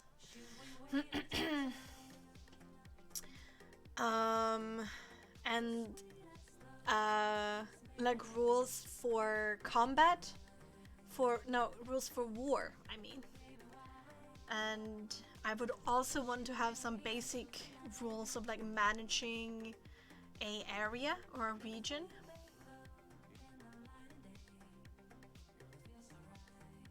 Turning it a bit into a strategic game. Well, roleplay should matter still, you know, the most, but at least giving a rule set for GMs to use if they want to handle larger scale combats. In what you try to take over a map of small areas with your hired army? Yeah. Make that an expansion. Like if you want to have an expansion of strategic war and strategic ruling and strongholds and stuff like that. I think that would be pretty fun. Considering like the focus that Frostmark has on kingdoms, I think that could be pretty fun to have as a optionable supplement for your game.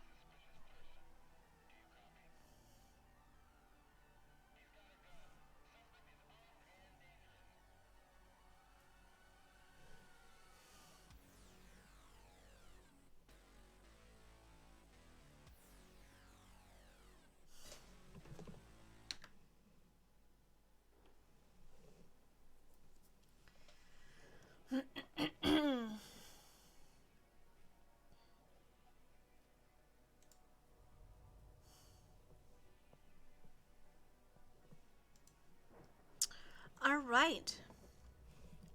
It's good I take some verbal breaks sometimes for my throat. Let's talk about divine interaction. You should also consider in what way you want to involve and portray the gods in your game.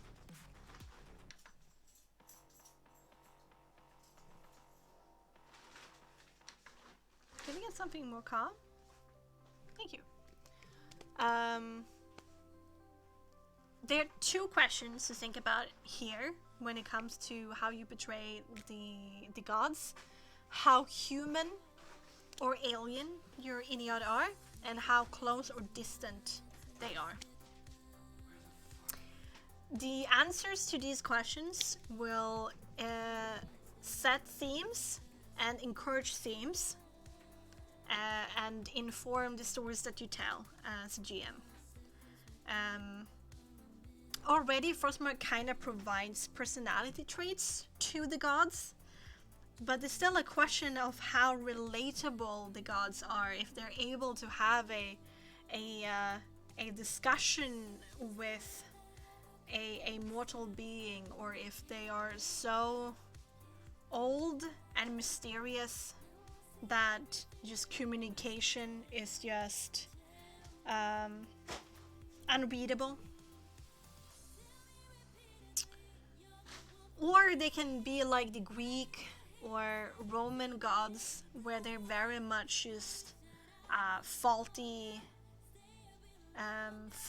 humans who just has power. You did work out the backstory and the tree line of the divine, right? So the question there is, do they understand mortal reality? What? I was gonna wash some whites.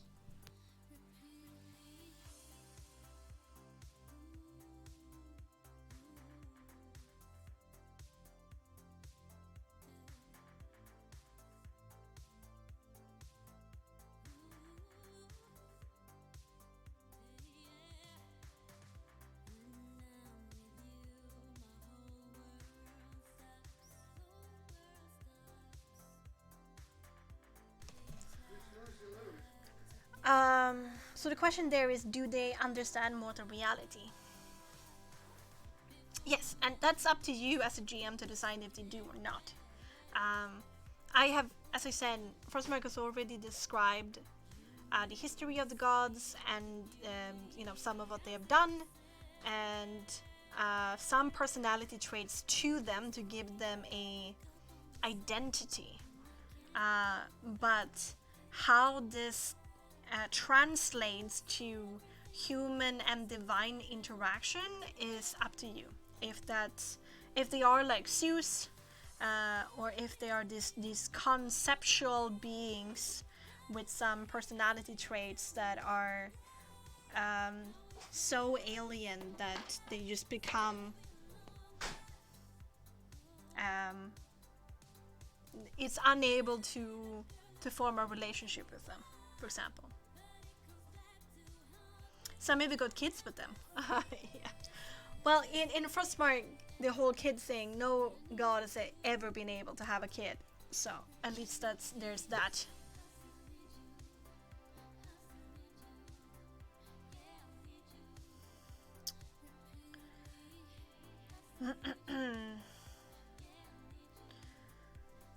Because they always pull out.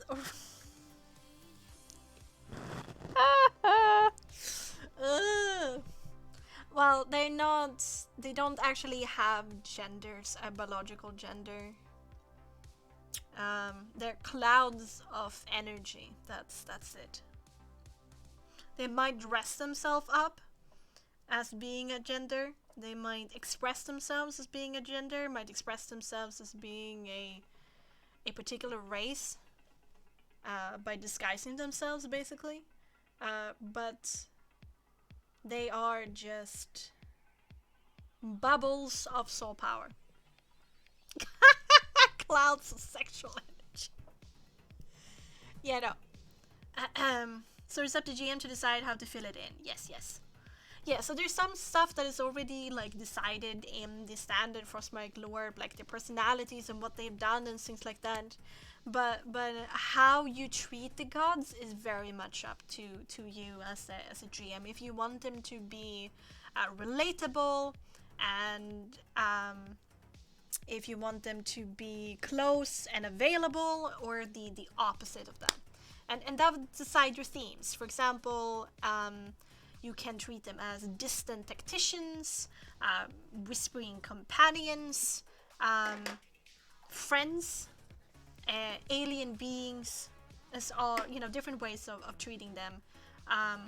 Having the gods be more interactive and understanding will involve the Ineot more closely with the story, which means that players might form personal relationships with them, but they would also be personally blamed for events that is happening in the world. I hope that they are colorful bubbles. Well, yeah. I mean, they're like small galaxies, you can say. A little bit like how Aspen sees her color synesthesia or something like that. How she sees people's voices.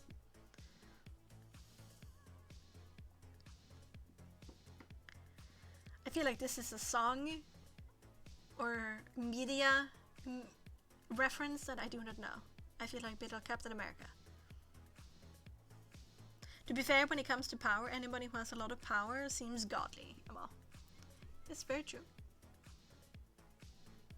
So god level of power pretty much makes everything a god. True. I mean, the gods don't really call themselves gods. It's just easy to call them god because it's a short word, easy to wield. I mean, they are strictly called the Ineod. Now, they walk around maybe as gods, but they do have a name of their race or their being, and then people may, call them gods, and they might like it. Well, for a peasant, anyone who can cast magic missile is powerful, so that is basically power word kill. True. Call me Bob.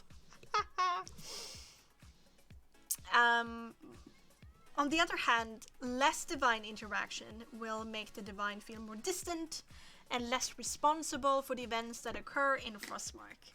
So in other words, either people's actions are directly guided by the divine, or merely encouraged or discouraged. And this will inform the theme about human nature versus divine will. If you have a lot of divine interaction, there might be less focus in your campaign upon the shortcomings and heroic acts of humanity, that we are ourselves to blame for all the suffering that we put on ourselves, or we're just the pawns in a larger game of these divine beings, and we shouldn't be as much to blame. It switches the scope from having a human perspective to having a divine perspective, is what I can say about divine interaction. Oh, yes. So, for example, if you tie this back to the power level of your campaign, I mean, not always, but it certainly probably would fit better to have a more human perspective in a mundane campaign and might have a divine perspective in a champion campaign.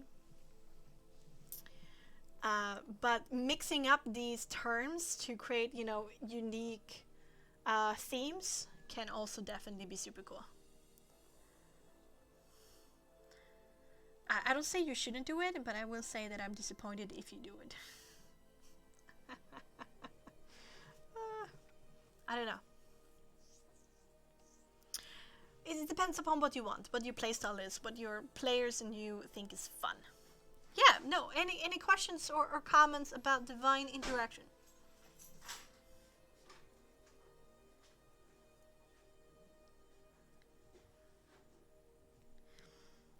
Yeah, it might be a little bit strange to have a very down-to-earth campaign that, at the end of the campaign maybe we influence the kingdom that we're in and then have Rian personally talk to a character. How would you manifest divine intervention?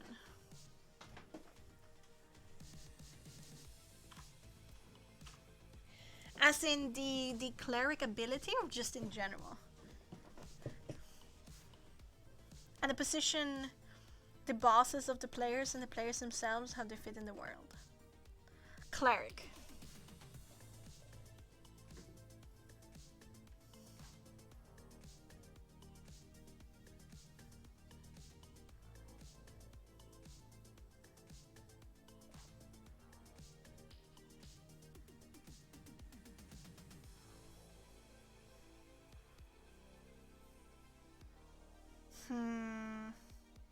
I think it's good that it's a little bit vague, so you can use it as a narrative tool whenever it comes up, depending upon the situation that you're in. But how I personally would use it is that since it's pretty hard to roll and get it, percentage wise is pretty low chance. So I definitely think that the effects of it should be substantial or should correlate to the chance of getting it, so it feels worthwhile to have that ability, but in the same time also to make sure it doesn't get an overpowered ability. In Frostmark there's very much tension between the gods, in the sense that they can try to suppress each other or punish each other if somebody overstep.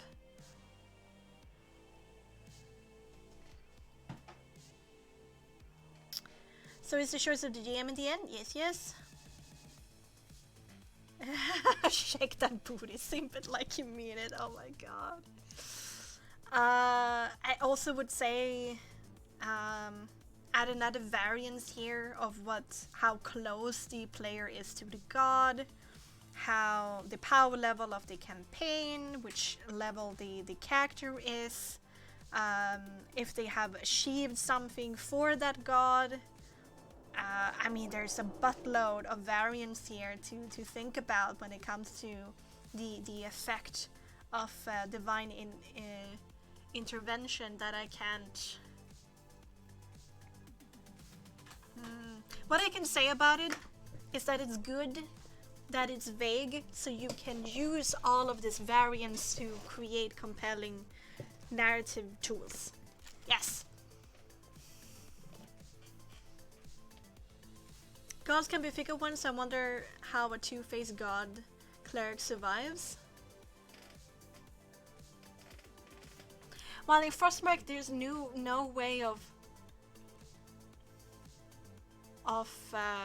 being a coward in that way, I guess, of choosing 2 over 1, because your soul in the end of the day can only be promised to one god, and that is what matters to them.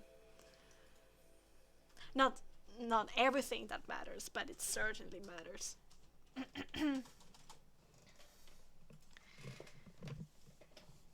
Certainly matters.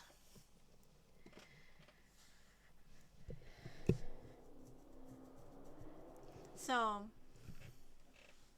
you mean you can whore out your soul to all gods?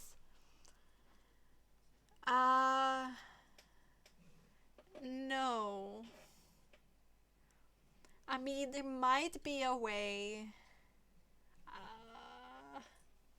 If you have some, a lot of setup towards it. Like if you have a friend that somehow have developed a way to instead build souls, to break souls apart into smaller parts, I guess that can be an ability that can be like practiced and created. And then when you die, you need to make sure that your friends put your soul into 7 parts and then devote each of those 7 parts to different gods.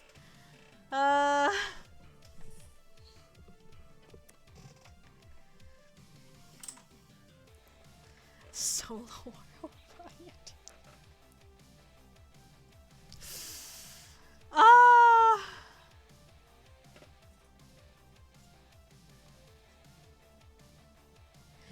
It would be very complicated, but if a specific GM would allow it with some setup, maybe.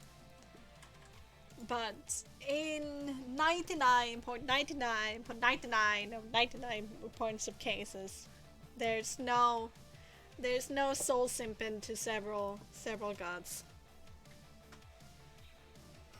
But you can change your mind over the course of your life. The only thing that matters is the last time you change your mind before death. But I know what my character's motivation is going to now be. God darn. God darn. But, you don't have to devote your soul to the gods if you're a human.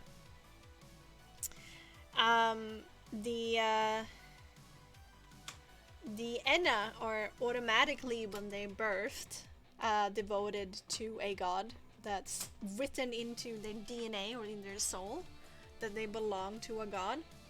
They might believe in another god, their philosophy more, but their soul is going to that god no matter if they want it or not. But for humans, you don't necessarily need to devote yourself to any god after the existence of the world. The world is a unconscious entity that was created after all of those divine deaths and all that soul power and spheres of influence that wasn't given to any of the 7 victors to stand today has kind of pulled into the concept of the world itself. And so if your soul remains undecided, it will just go to the world, which is seen as the natural entity. It is Tuesday. He's mine now. It's all good, Enna Daddy. The more the merrier. Oh my god. At least you know where you're going and what you need to listen to, right? True. You're just my step divine and I have to listen to you. Oh no. Oh no. Step divine, please. I'm stuck. I know that one. You little perv. Go back into your perv corner. What was that spell again? Divine intervention. Uh-huh. I called divine intervention. Oh no, step divine. I'm stuck.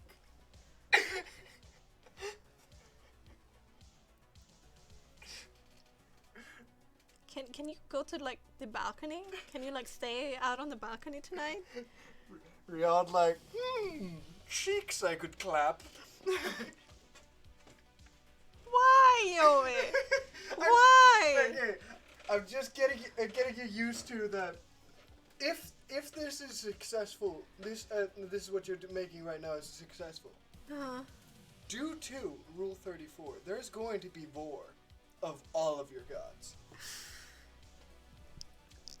Word of warning. And if no one does it, I will. Out of a sense of duty. No. Why am I so red again? My face isn't this red, I promise. You are a tomato. I'm not a tomato. Why am I looking like a tomato?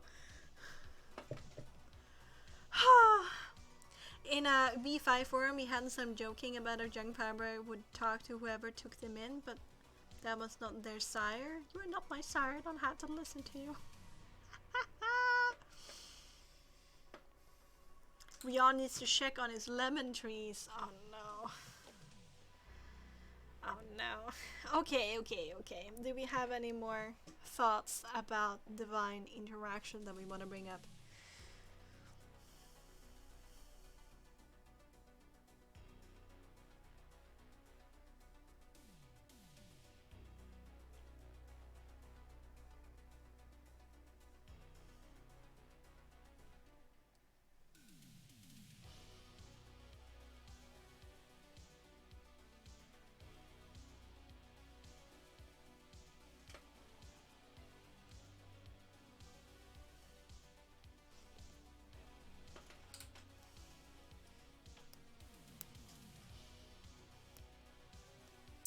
It's just a yellow lemon tree.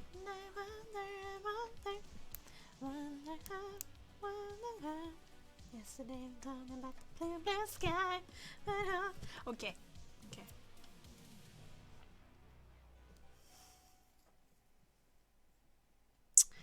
Okay. Then with no more comments or questions, we're going to move on to the next topic, which is using the NPCs. So, there are about 80 non-magical human NPCs that can either be allies or enemies in the human adversary document in the Playing Frostmark PDF stamp. Then there's also a document about 30 magical human NPCs, priests and different kinds of cultists in another document. Like, no, both of these goes off towards Google Docs.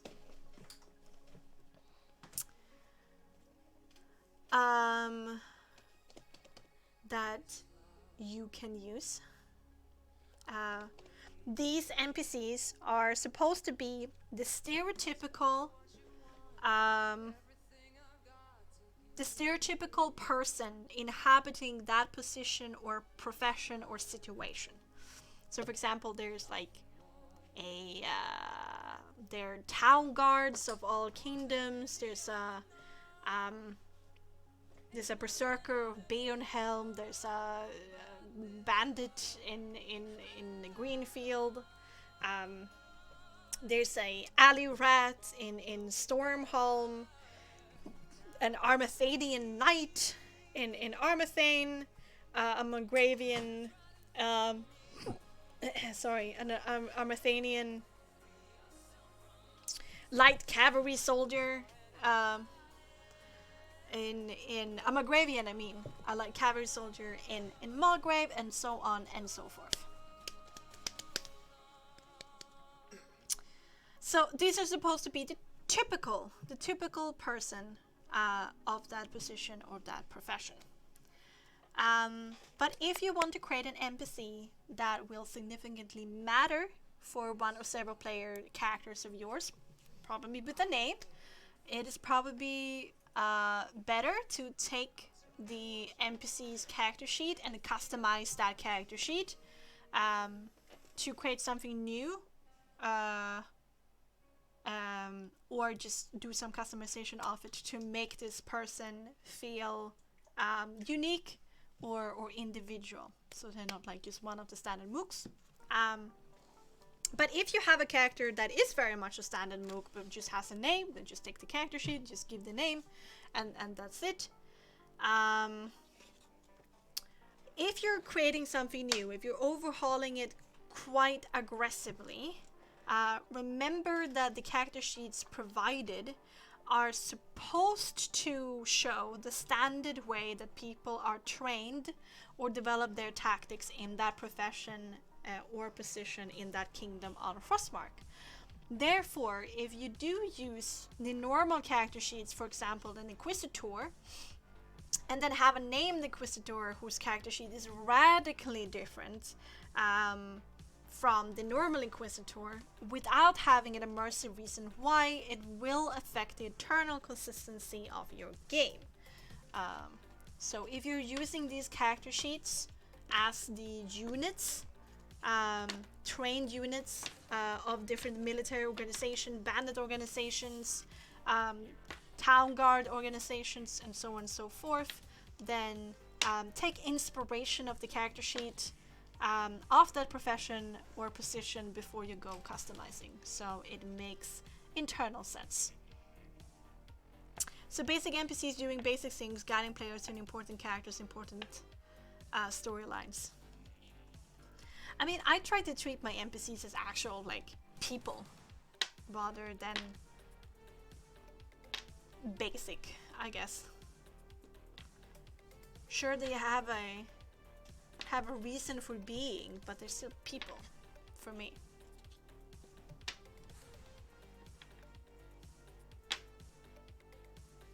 You can have basic bitch NPCs, yes. And here, I think you should also be pragmatic. If you have an NPC that matters, their character sheet is going to be used a lot, they're going to be close to the party, then spend more time customizing that character sheet or caring more about the mechanical expression of that NPC.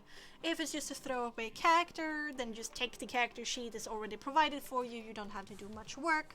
A simple way of doing quick customization is to change some of the skills, ability scores, saving throws. Yes. A more radical way would be exchanging abilities of that character, or weaponry, or armor, if that was like provided by the military organization that they belong to. Into pumpkin spice lattes and what happens to Barovia stays in Barovia. Woo! If the story, of course, requires an NPC to upgrade to semi-important NPC, they can get that upgrade. Make sure they don't get enough memory and hard drive space for that upgrade. Oh, true. Yeah, no. So be pragmatic with how much time you spend on the NPCs. I would recommend looking into customizing maybe an NPC that would otherwise be a already created character sheet in the human adversaries and magic human adversaries, but only do so what is necessary and spend as much effort with how important the NPC is. Also remember that these character sheets, as I said, is the typical adversary of that position, meaning that unless provided that there's like some kind of captain version or some kind of adept version or trainee version of that position or profession, you can create on your own a trainee or a veteran or an expert that has less or more CR levels but still has been trained by that organization or in that way. A specific guard could be put to guard the players while in the castle, requiring his personality to grow a little bit. Yeah, true. You can also have involving NPCs as well. In general, I would decrease the CR if you have more of a profession or position NPC character in training with 1 to 3 CR levels lower. A veteran is probably 1 to 3 CR levels higher, and a master in the field is probably 4 to 5 CR levels higher. So if you take a look at, for example, the standard Inquisitor in Frostmark, I think the standard Inquisitor in Frostmark is CR 9. That's a typical member of the Inquisitorial ranks. If you have an Inquisitor in training, that Inquisitor might be CR 6 instead. if you have a veteran, maybe that Inquisitor might be CR 11, and if you have like that grizzled, expert, talented, brilliant, one of a kind, the best Inquisitor, maybe not the best, but one of the best Inquisitors in the whole Inquisitorial ranks, probably might be up to CR 13 or 14.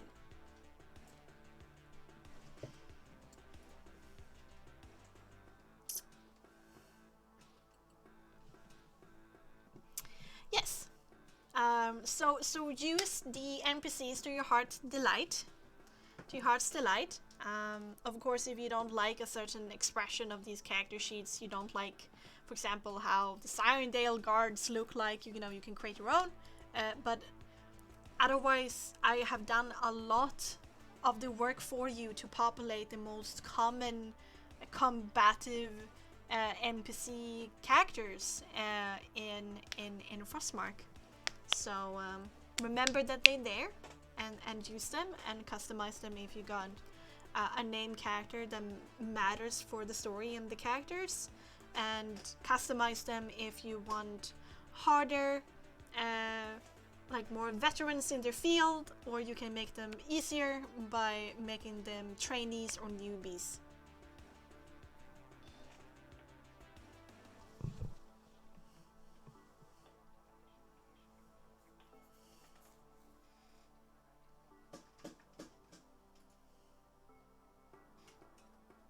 We might actually be able to make it tonight if I don't talk too much. Alright, any thoughts about that? Any questions?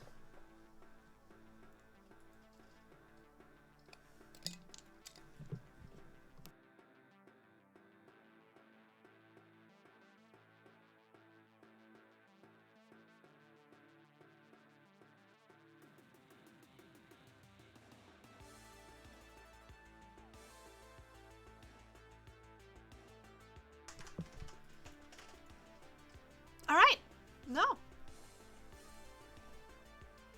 Then we shall continue on. By the way, Musty and Adrian, I really appreciate you here and making comments and questions while I go through this, and it makes me feel less alone. Wah. And makes me feel like I'm actually like presenting this to somebody and not the void, if that makes sense.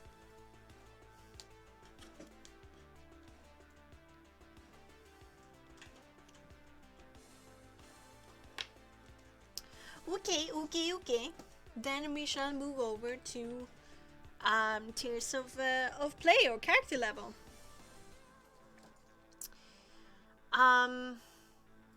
As your player characters level up, their ability to influence the world around them grows as well, but usually so does also the danger. What your characters can achieve through influence or be subjected to because of this should be handled through comparing their level to other movers and shakers, influential people in the area, organizations, but also through the lens of immersion. Power, combative power, is not everything in Frostmark. Through skill and strategy, a low-level character can influence mighty people and perilous events plenty. In this perspective, level shouldn't hinder the players or other NPCs to wield influence if they make the correct decisions and actions, be it either negative or positive for them. In other words, what I'm trying to say here is that, you know, you can have like a politician kind of character who is very low CR but is just skill focused, who's really good at what they do. In combat, that's like, you know, they're like flies, but influence is not only on the battlefield. You can achieve a lot through talking to the right people, doing the right skill checks, making the right decisions, using the right strategy or tactics. I mean, I don't think that most politicians are, even in Frostmark, have that high of a level.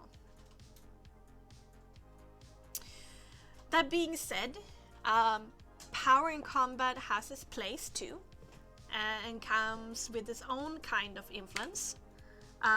If things go sour, living up to an intimidation made, punish dissent, remove troublemakers, defend yourself, all of that requires combative power. Of course, a character can also have the ability to order other characters into action who have the necessary combative power as well. It can also work. So, tiers of play, or this whole character level discussion, basically denotes different spans of levels of play characters and what they're expected to do and what the world around them responds with. The world's most popular RPG, E&E, does this, for example. They're saying in their GM guide, they say that the difficulty and stakes of the story told must follow the character's power level. Must. Frostmark takes a more measured approach towards this. You can still create a compelling story and roleplay by subjecting your characters to higher stakes than what they're prepared to do, or have basically no danger and have them struggle with the power that they wield. Combat doesn't always have to be won, or won through great risk, to tell an interesting story either. Our world becomes more alive, I think, and Frostmark thinks, because I am Frostmark, when it doesn't cater to what the player's power level is at. If a town guard is stronger than the player character, so be it. If threatening a ruler creates retaliation that the players are weaker than, so be it, and vice versa. Mumble something about vampire spawn nests. I mean, that's a pretty good example of I am using that this idea in practice, definitely.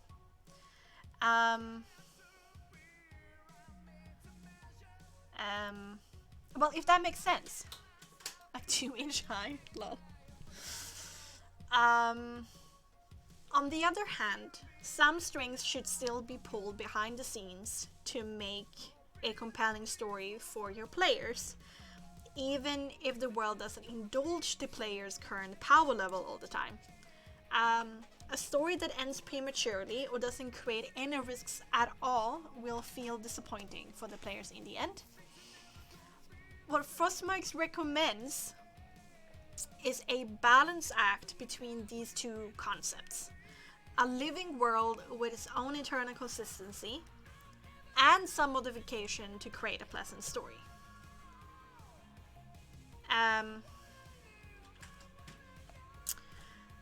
So the goal is to try and make the world feel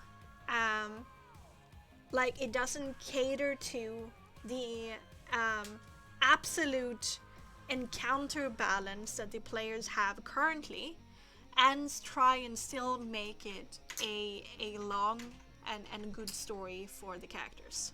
So they might require some modification behind the scenes, but the goal is to keep the consistency of the world that doesn't seem to revolve around the characters. There are ways to help your character realize this. One of the biggest and easiest is just verbal guidance. There can be warnings such as, the town guard are well trained and has developed efficient tactics, you know? These knights are renowned for their battle prowess, so maybe we should calm down a bit. These are like important tools in your storytelling belt. I rolled to seduce the guard, oh my god. And empathy manipulation.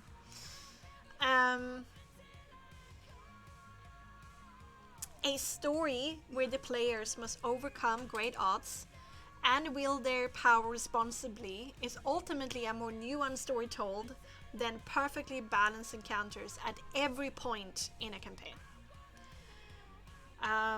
Losing a combat, fleeing from combat, have to do compromises with the villain or the one that the party is currently fighting, or being so powerful that they squish, every resistance in the area, and then have to deal with that attention and the influence that the characters wield, and not do it in an irresponsible way, or otherwise deal with the consequences. All of that can create fantastic stories and roleplay, rather than always going up against a monster or an enemy that has been tailored to that party's exact power level, so it creates a combat that is challenging, but the party always wins in the end.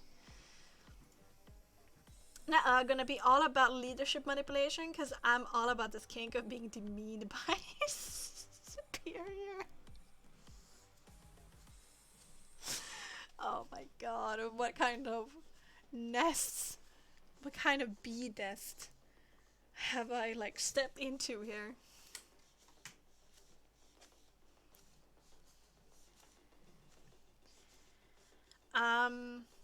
It's also important to know that in Frostmark, the difference between player characters and other NPCs is way smaller than how the world's most popular RPG would have it. The only difference mechanically between Frostmark characters and other NPCs in the world is that player characters see backgrounds. NPCs do not. Then of course the players have the advantage of having the GM's focus and attention on them and their story to try and make it compelling. This is an advantage. But beyond this, the only thing that sets player characters aside from your normal people living in Frostmark is their actions, their ideology, determination, and the bravery that makes them heroes and larger than life.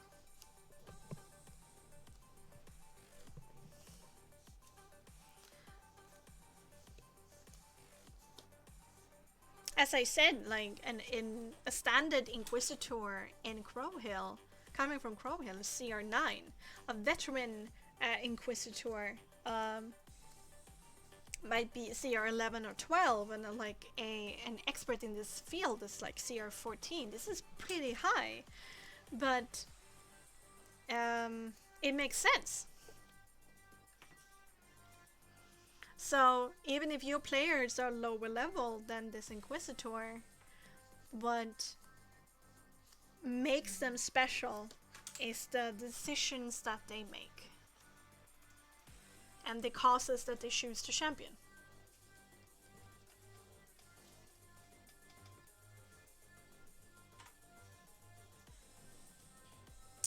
But despite all of this, here are some guidelines of how much influence different character levels in the realm of Frostmark has. The variance of level below very much depends upon which kingdom you are considering. Some kingdoms experience war and strife more than others, which results in more experience for those military people and therefore higher level. But there can also be more resources to train and to arm them, which can also result in higher CR levels. In general, if your players do not unnecessarily provoke the powers that be, Bernhelm, Greenfield, and Crowhill are pretty dangerous places to start a low level in. Whilst East Creek, Oldwood, Malgrave, Stormholm, Armathane, and Kaufmere are moderately so. And then we have Applegate and Sirendale, which are more peaceful places to start. And the variance here of levels doesn't really follow any, as elegant level spans as the world's most popular RPG has it, which I think is like 1 to 4, and then like 5 to 10, and so on and so forth. Here I've taken a look at the CR levels of different military positions in those countries to get, of all the kingdoms in Frostmark, to get an idea of like where foot soldier to the strongest of the strongest is in those countries. But in general, level 1 to 5 is the entrance level. We have foot soldiers who are a part of a profession where they have some jurisdiction and impact because of their profession, but sits at the lowest position and has the least amount of jurisdiction and impact in that organization. No one controls where they're born, but it's interesting how you've included country bias as a way of saying lives are easier if you're lucky enough to be born in specific countries. Yeah, no, it's very much the truth. But then again, for example, with Applegate, that even though people are not that,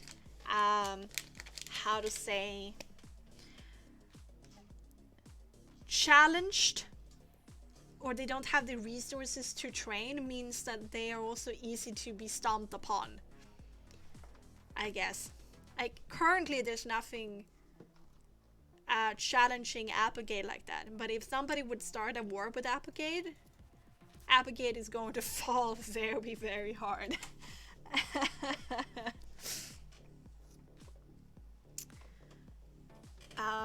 For example, Greenfield, is a smaller kingdom who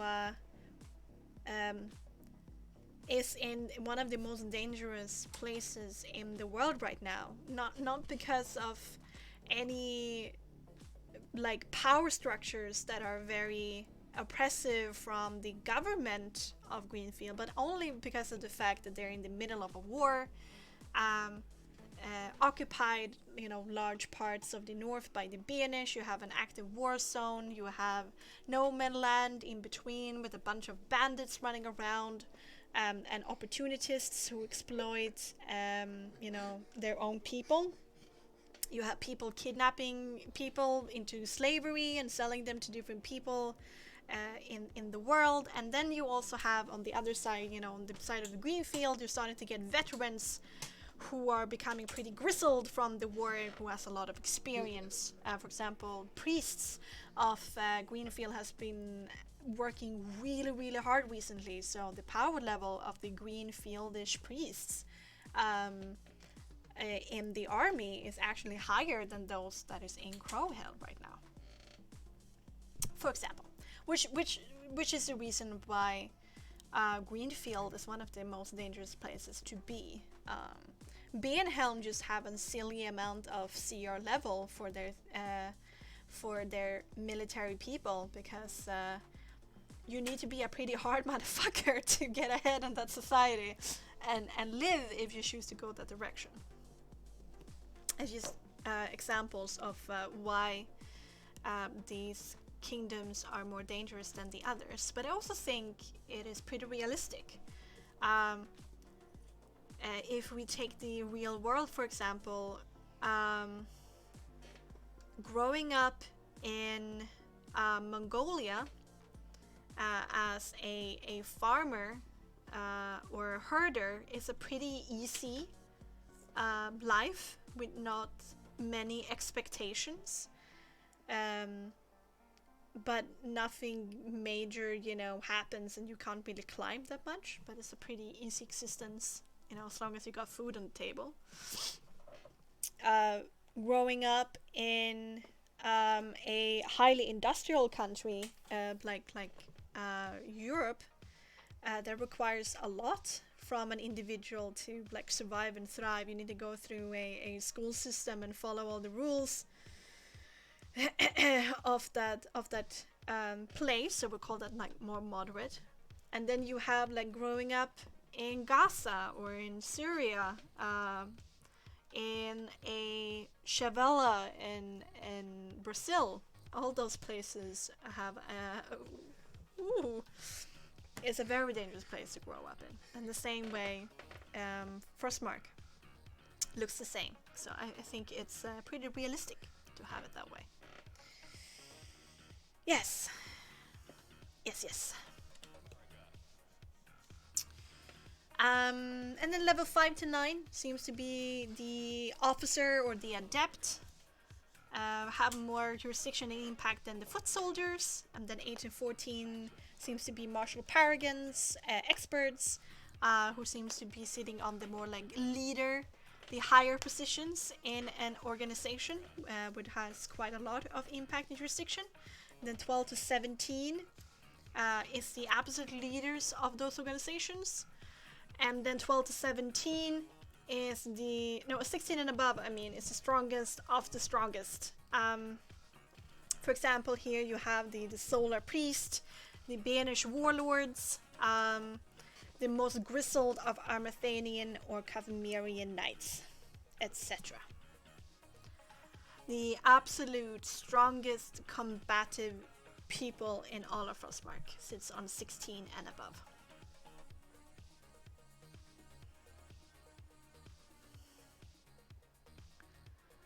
Yes.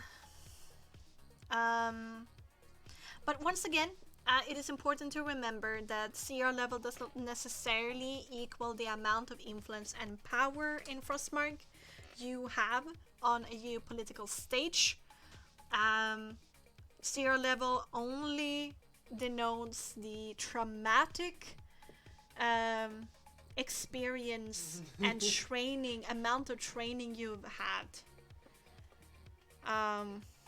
How much you do your craft, basically. There might be some nobles, for example, Margravian politicians, probably a pretty low CR level, but have spec'd everything into skills and useful abilities, a lot of feats I could see that could help them. That's how their soul mastery expresses itself. Whilst the politicians in Bernhelm are very much also military leaders, and if the why they stay in power is because of their military power, meaning that their military their level is pretty high, and both has leadership qualities on their character sheet, but also combative ones. So it all depends upon immersion. What makes sense, how powerful a character should be.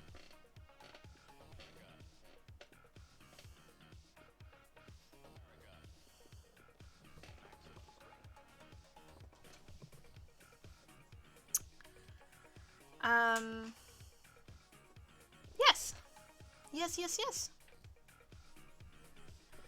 Any other questions or thoughts about that?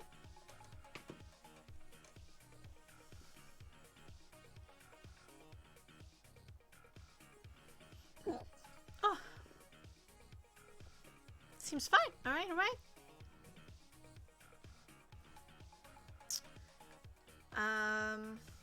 Oh yeah, there's some overlap here because of the different kingdoms being difference in difficulty when it comes to levels. Just wanted to say that. Okay. Let's move into players' renown and influence. It does feel a little video gamey though. With what?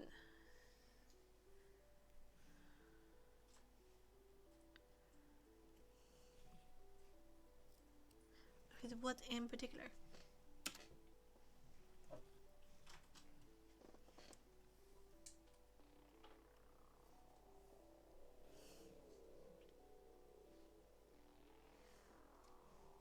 Saying that you must be at least this tall in power to ride the Bernhelm train?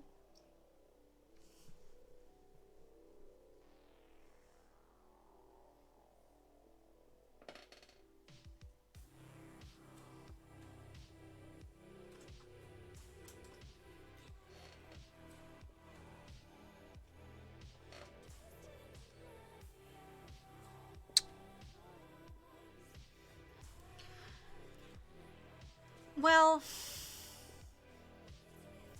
it's not an absolute statement. It's not an absolute statement to say that as a Banished warlord, you must be high level to survive as a Banished warlord.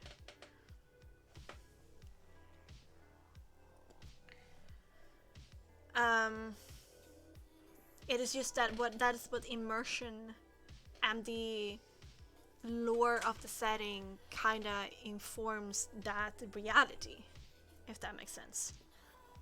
It's like saying that to be a celebrated professor in a university, it requires grade school, high school, university education, and then experience with teaching for many years to become that celebrated professor. That is not to say that there are other alternative ways of becoming a celebrated university professor, but the internal rules and the environment is kind of forcing that. Does that make sense?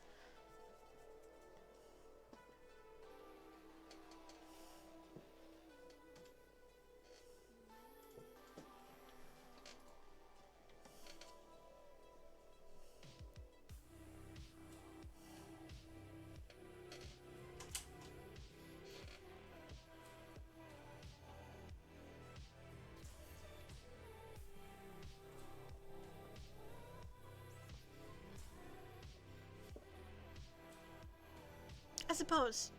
I just wouldn't specify the characters cannot venture to a part of Frostmark unless they're X level. Couldn't is a very strong word. I wouldn't say couldn't. Surely there's softer parts of Banhelm. Yeah. And it all depends upon also what they do in Banhelm. Like if they, for example, if you take a town in Banhelm, you probably have some kind of a jarl with huskarls, which are loyal military men that live in the household of the jarl, and the only thing they do is protect the jarl and collect taxes.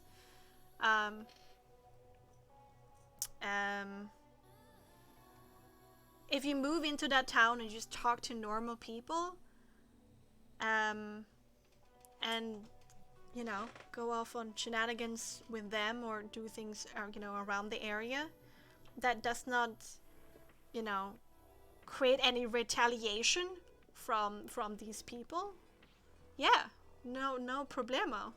But you know, if something were to happen, that chieftain and those huskarls are going to be pretty difficult.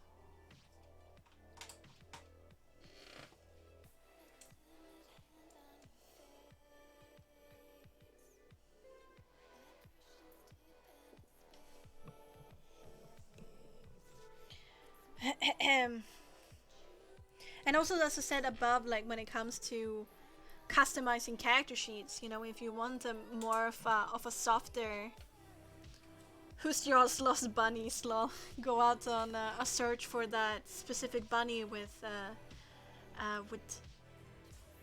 reindeer horns or stag horns. What's it called? The jackalope? The hunt of the jackalope.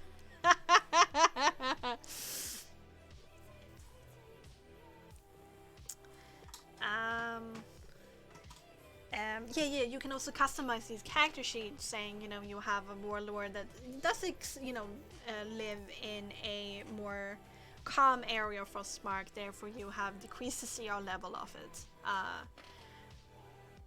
But, as I said, none of these statements are absolute, but in general, Banhelm is a more harsh land when it comes to military action, which have created higher CR level characters in general, making it so that if the characters piss off people or you know, start fights with people in Banhelm, that could potentially be very, very dangerous. So it's not that you can't start as low level in Banhelm, it's just that it's risky business.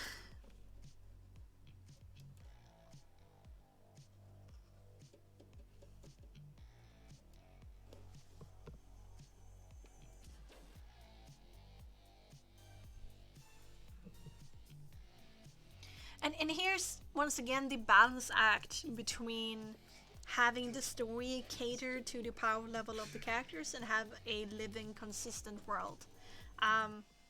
Of trying to make it a possibility that the players can visit Bjornhelm if they want to, but still keeping the eternal consistency of the power level, the general power level of Bjornhelm. I personally do not like sacrificing the eternal consistency of a setting just to make the characters, let the characters do whatever they want to. I think that decreases the enjoyment of the story because I lose immersion. But that's my opinion.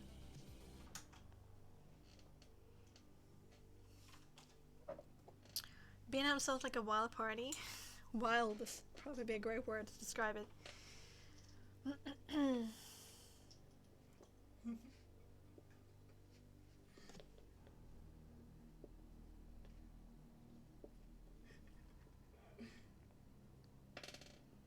But yeah, cities are usually more civilized. Or they're just harsher on the rules. It depends on how you see it. Civilization just means cooperation and a shared set of rules.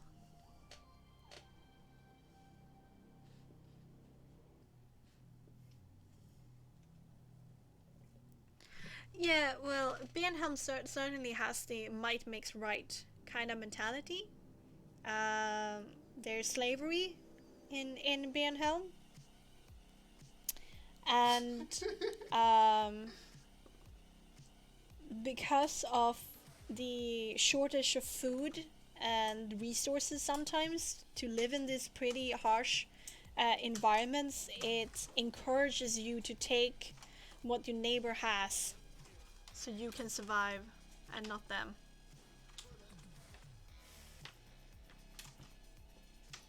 Not evil, just rather. Yeah, yeah. No, definitely. No, I never make statements about morality in that sense. Bjornhelm just is.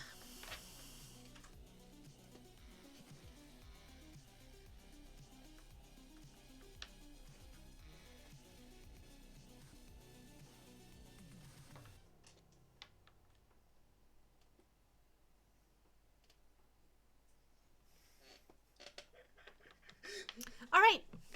I expect to buy a Frappuccino in Alaska. I definitely think you can. Depends upon where you are in Alaska. In Fairbanks, definitely.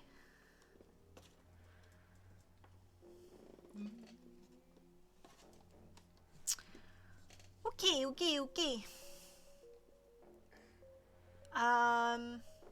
After this point, I actually haven't only written out like notes to myself. I haven't done like comprehensible like text, so this might be a little bit more scattered, but I will try my best. So with the actions and decisions that your player characters take, as well as their achievements and the level of impact they will have on their environment because of their power, they are going to accrue renown and influence. I think this should be handled naturally, and not necessarily on a chart depending upon your character's power level, the character's CR level, I mean. And all depends upon what your players, what choices they make during the campaign, who they ally with, who they make enemy of, how they treat those allies and enemies, how they treat the people around them, and so on and so forth. Let renown and influence be logical to what happens in the story. But of course, you know, if the players are higher level, they have a more chance of being more impactful in general, so that certainly helps stuff, but it's not a necessity. It's just a strong correlation.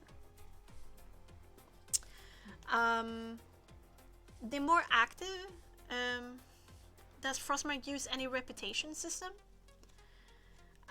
Not currently, but as I was saying to Masasina earlier, is that sometime in the future I would love to make a supplement, a optionable supplement that introduces rules for managing a country or a town or a localized area, rules for war, and then that would also include like intrigue and political reputation and stuff like that. But not currently. Right now we should just be handled logically of like who, you know, which people know of them, what are the chances they are known, what kind of doors are open for them, which movers and shakers will invite them into their halls and listen to what they say, and so on and so forth.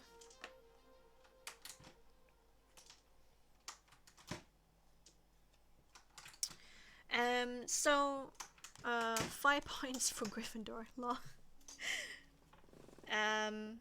So you know, you can have a group of players that are very active, interact with the lore a lot and the people around them, the organizations around them, the movers and shakers around them, and the more active they are and the deeper they get into shit and with people and organizations,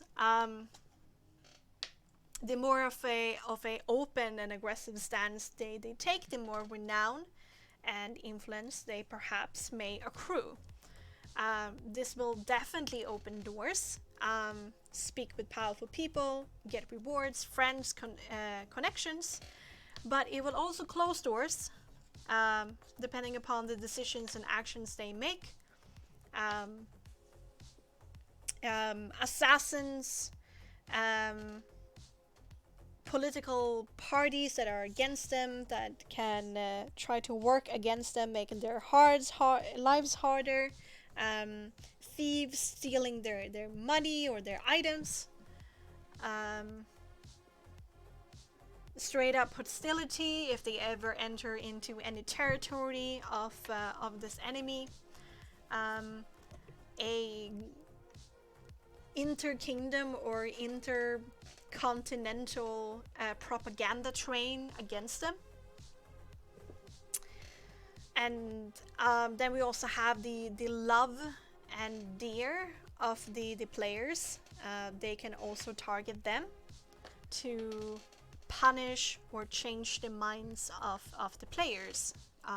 So having a lot of renown and influence is positive in some regards, but you should also use it as a weapon, not maybe as a weapon, but as a storytelling tool against the party as well, to create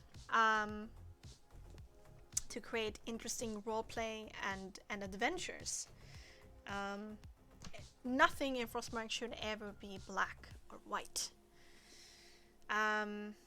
Yes, so it might open a lot of doors, give them a lot of positive attention, but it can also give a lot of unwanted negative attention as well.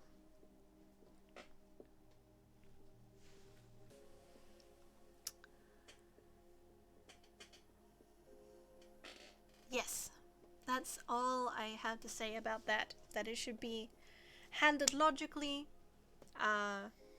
that high renown and influence comes with the negatives, and also vice versa. If the players are unknown, you know, there might be a lot of connections and doors that are close to them, but on the other hand, there's a lot of unwanted negative attention that they might not receive either way.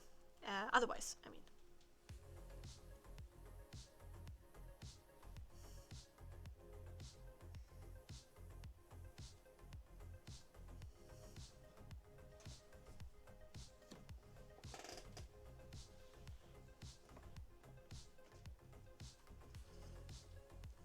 Okay. I'm off. You have a good stream, Bexxy. Thank you, Musty, for being here and talking to me so much. I hope you have a great time. See ya.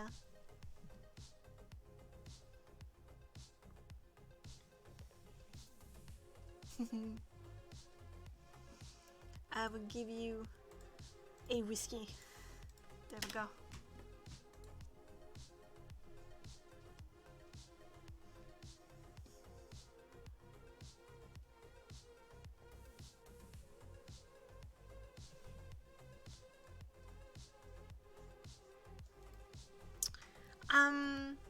Then I want to quickly touch upon non-human characters in a standard campaign, in a standard Frostmark campaign, and some realm jumping.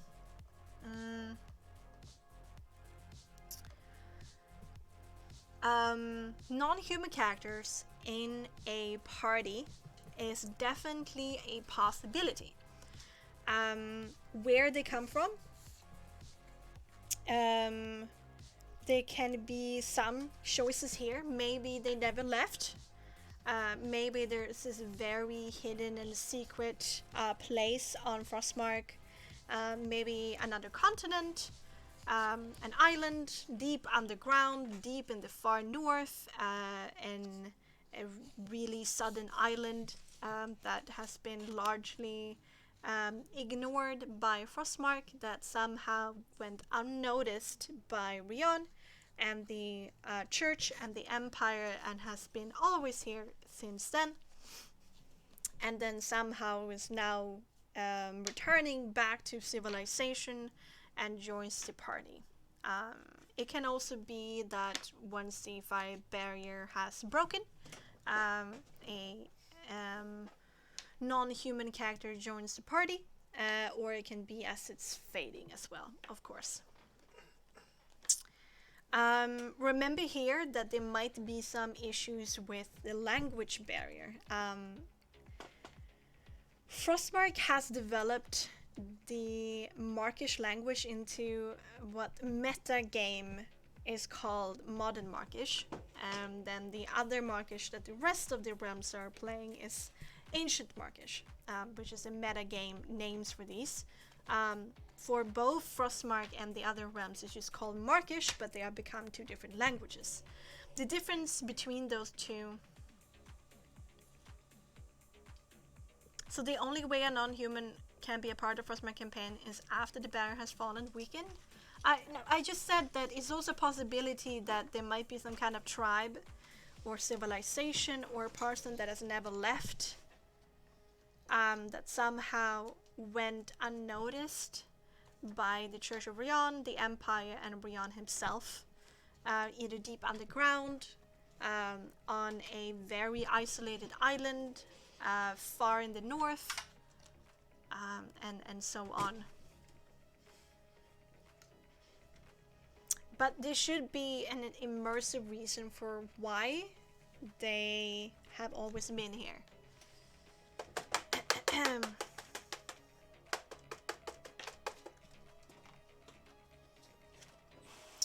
But it can also be after the barrier breaks or starts to fade. Okay, so if that is the case, any non-human would not have much interaction with humans. No, because then the chances of Rion noticing, the Empire noticing, or the Church of Rion noticing increases a lot, which makes me feel like that they probably would have been discovered centuries ago.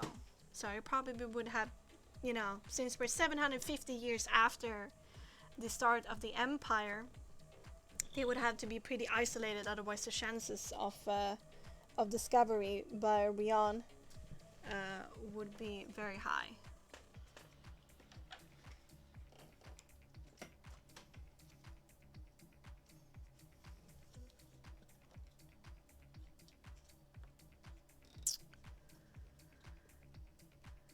Including Dragonborn?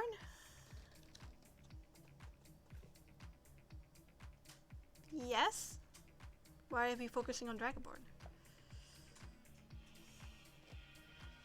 Oh, they're non-divine ways, that like they don't like gods so much.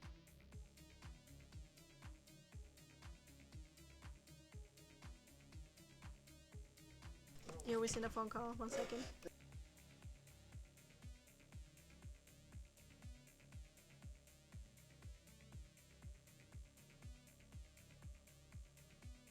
Alright, there we go. Is it only because of the picture we're mentioning Dragonborn? I'm just trying to place in the timeline of Frostmark at what point a multi-race party would be considered common.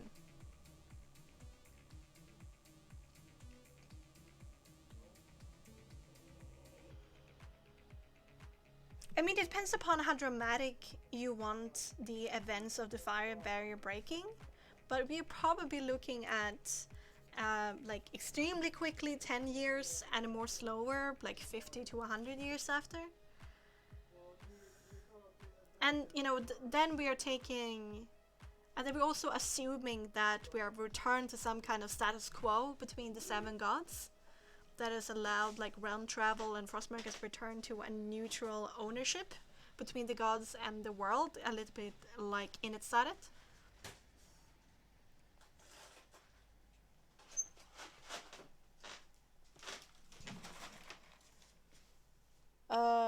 No, thank you.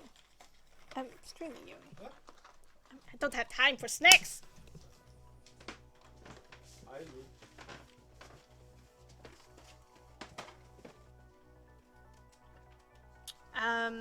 I mean, otherwise you can go the other way around and say that there were some humans, a human tribe that never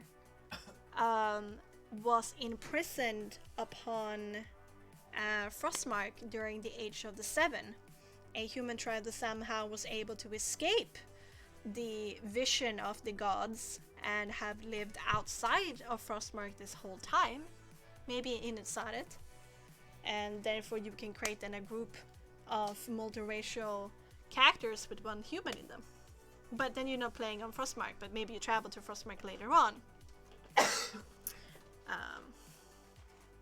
How could a tribe escape their vision though? That's a very good question. That requires some kind of answer.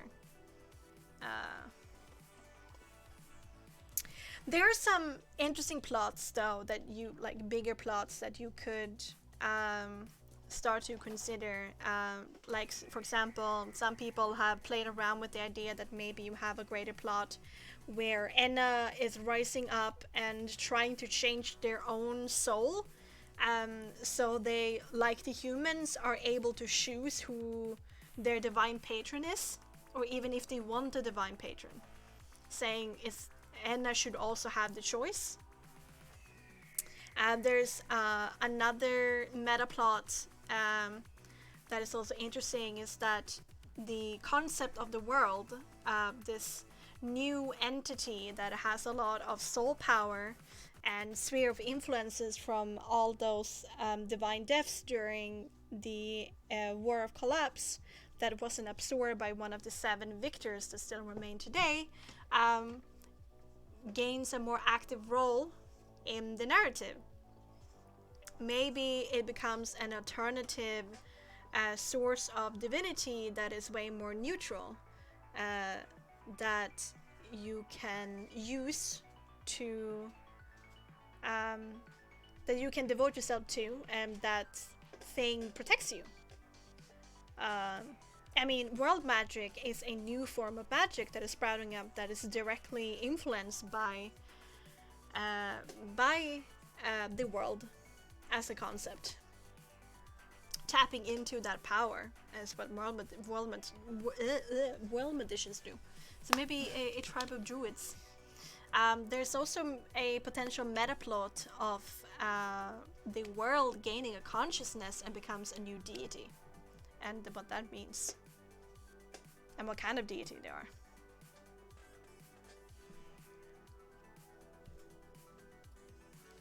Yes.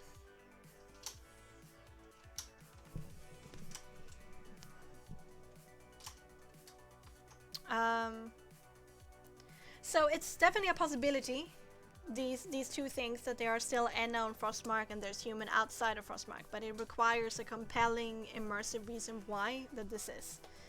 So it requires some work, but it's a possibility. But Yes. There is some language barriers between human characters and non-human characters. It's like speaking like 16, 15 medieval English in comparison to modern English. There are some similarities. Maybe if you say like the most simplest of sentences, like I am hungry, yes, no, I will attack, don't hurt me, things like that is universal between ancient Markish and modern Markish, but there are technically two languages. So more complex sentences and conversations still require learning the other language. You can ignore this and say that Markish is just Markish and don't have modern Markish and ancient Markish. Otherwise, if you do not, then there might be some language barriers between the non-human characters and the human characters that might take over parts of the story that you tell and the adventures that you have to just overcome this challenge. Then we also have the exoticism of these characters in Frostmark early on in the when the fire barrier breaks or fades, that these characters are going to receive a lot of attention. People are going to be scared. People are going to be intrigued. People are going to be curious. There might be reactions that are very, very positive, where they are showered in positive interest, and there might very well be a lot of negative attention as well, where they are seen as monsters, unnatural, aliens, and illegal aliens who shouldn't be in our country, and we should, rebuild the fiery wall. Oh no. Oh no.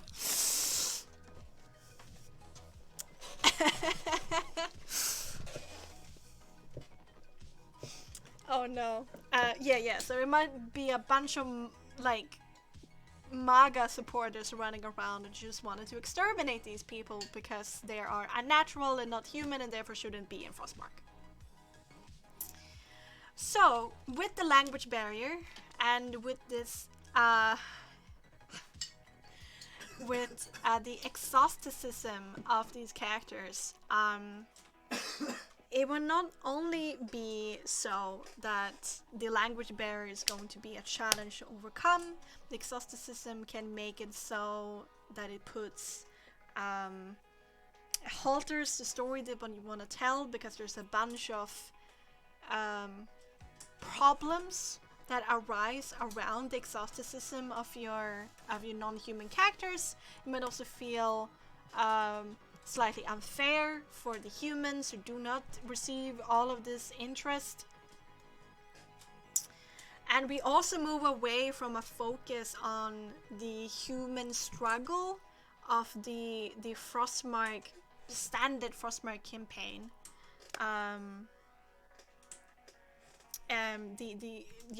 The standard meta plot that the gods are returning, the Enna are returning, the truth is returning, and what effect this will have on humanity and how humanity meets this new change in Frostmark. I would be very careful of not introducing any or too many non-human characters, because you might start losing grip on the story that you tell and what this meta plot is. So, handle non-human characters very carefully. Of course, if you got a person in your campaign and you haven't done a pitch that said we're only going to play non-human characters, I only want players that want to play non-human characters. If it's more of, have a session zero with people and you together say like, okay, but do you guys want to play? What kind of campaign do you want to play? And you have somebody that really do not want to play a non-human character, then, by all means, introduce it. But remember that it's going to have an effect on the story that you tell and the reaction of the world around this non-human character.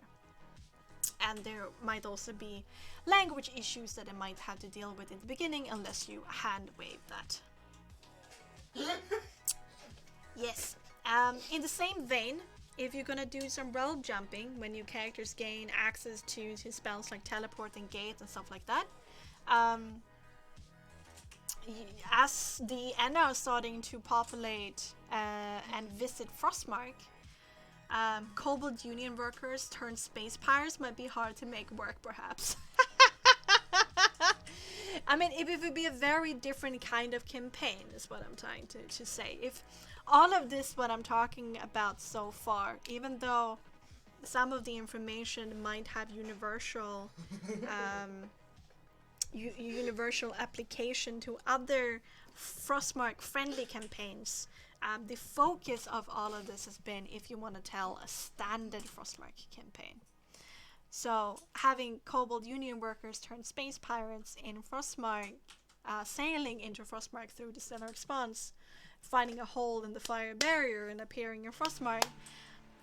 I mean, it's still a Frostmark friendly campaign because everything follows the lore, but it wouldn't be a standard Frostmark campaign because we are having a different lens from which we are looking at the lore. Make it happen. Start like a pirate league, but with like Stormholm or something like that.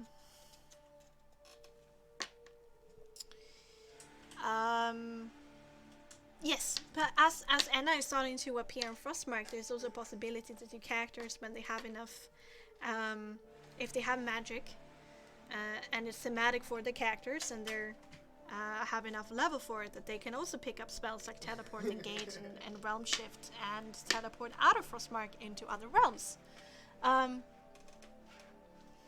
If you're doing a standard Frostmark campaign, which is surrounding, it's about the effect this change has on Frostmark, just as non-human characters, is to be careful that you do not lose perspective on what your meta plot or your campaign pitch is about.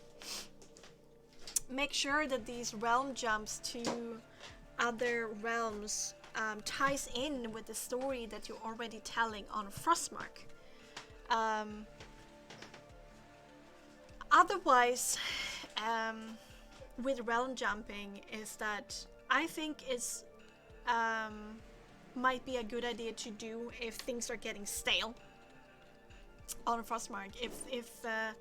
If you need new environments, new people, new concepts to play around with, then it might be a good idea to add realm jumping to the standard Frostmark campaign that you're playing and you're telling, to introduce some variance and to shake things up.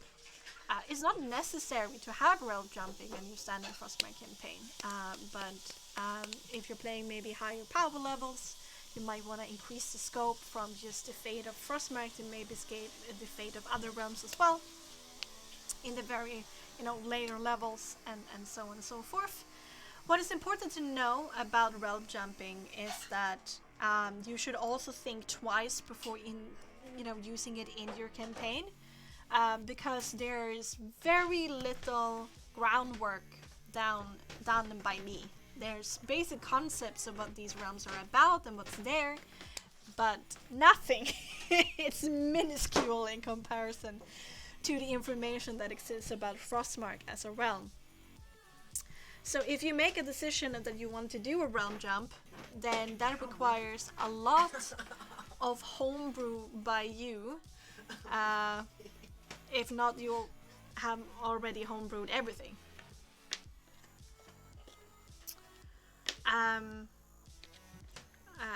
As in, you need to create cities,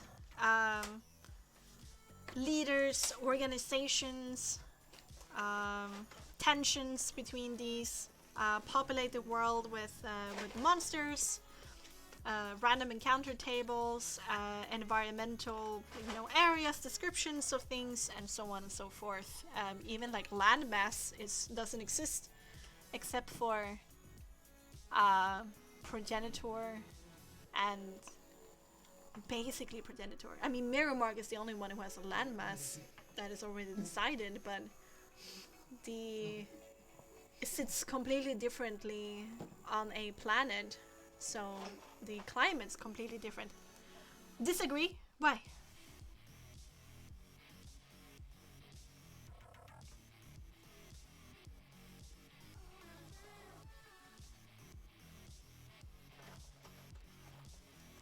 I don't think you need to homebrew hundreds of details about those places unless the players are even going remotely near there. No, I'm not saying that you need to create the whole world, the whole realm, but you need to do world building of the area that your players land in or is of interest of. I mean, there's already a lot of information given by Frostmark, you know, in the realm of Frostmark about how things work there, and the tensions that already exist, and the people and things like that. So if you use that, it's going to be a different way of going about it, because then it's more world building and prep work for you as a GM to create these areas, because there's basically nothing there other than just a concept. It's all I'm saying.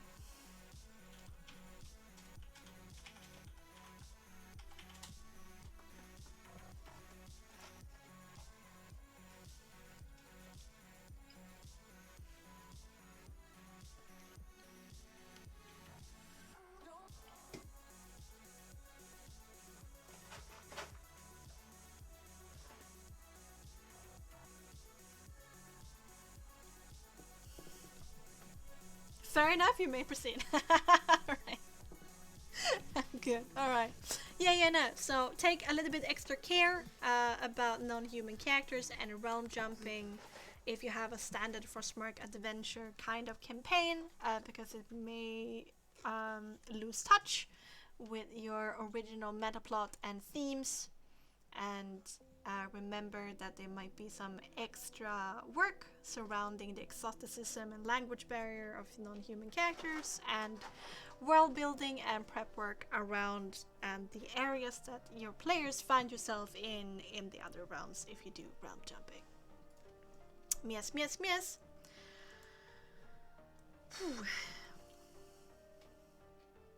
We're almost there. We have this left, and then a little bit discussion about make it your own, and then other Frostmark lore friendly campaign ideas. So we're at the end of this. Rewards and magic items. Let's first discuss magical items. Frostmark as a realm that have very little magical items. And this is because of historical reasons. To not make it so that normal people in Frostmark realize that magic exists, most magical items have been removed from the consciousness of Frostmark, or they have either been destroyed, hidden, or exiled to other realms. But the church and the empire was still the actors who did the cleansing of these magical items. Therefore, there are ways to still have some magical items in Frostmark. Notwithstanding that maybe there's some hidden artifact somewhere, maybe an heirloom, maybe there's some noble family that has a sword hanging on their wall, that they say is just exceptional craftsmanship and has been handed down in the family and blessed by Rion. I don't think that, being like a +1 weapon mechanically, I don't think that the church would have seen too weirdly at that might exist. Or like exceptional armor. But most magical items look overtly magical. They have Coptic runes that are engraved within them, and then soul power infused within it. That's how you enchant items to become magical in Frostmark, which means that there is a shine to them and a magical aura around them. It's quite hard to hide magical items. Unless you keep them from you, I guess. So, there can definitely be hidden and secret vaults of magical items that the church have considered to be acceptable to keep in case that the church require them. There can be a reward system within the church of priests and other agents of the church receive magical items to do their job better in like high stress environments, or cardinals, bishops, and a solar priest or high inquisitors receive it as the rewards for their service to just make them more powerful and serve the church better. There can also be, you can also see it as a crisis cache, that in the worst case scenario, if we need to reconquer Frostmark again, we are going to open these hidden caches or vaults to make sure that we are ready and powerful enough to win the war.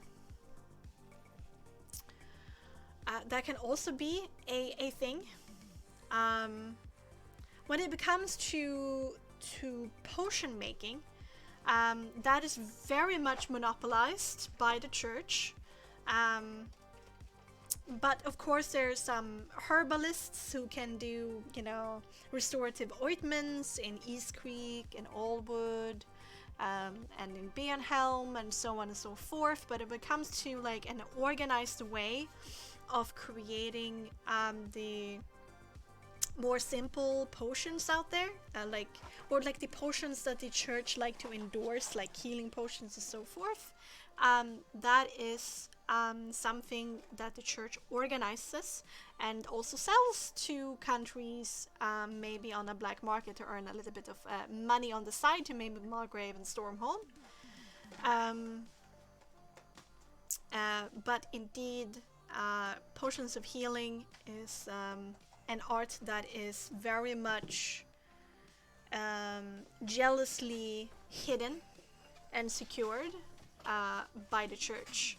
All in all, the church has a very strong monopolization of healing because of their magic and the potions that they create. But then again, maybe there is a potion making shop somewhere that the parties can raid if they do not belong to the church. There might be potions on the bodies of people coming from the church that the party can obtain. It can also be that the party is allies with the church or within the church organization and receive these items as rewards or preparation for things they're going to do.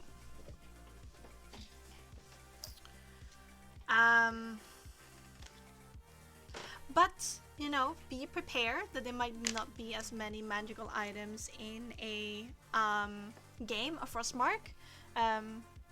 Or, just burn down the church and take them. I mean, that also works.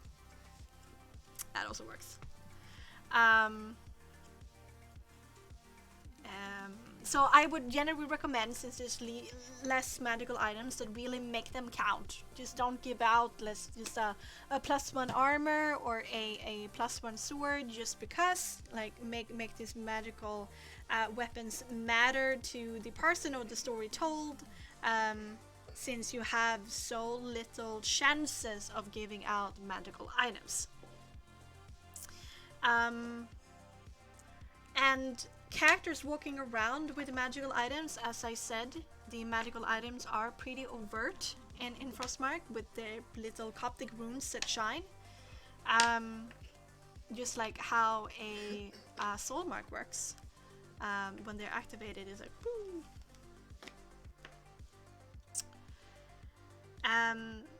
There might be a lot of people who are tempted to steal them.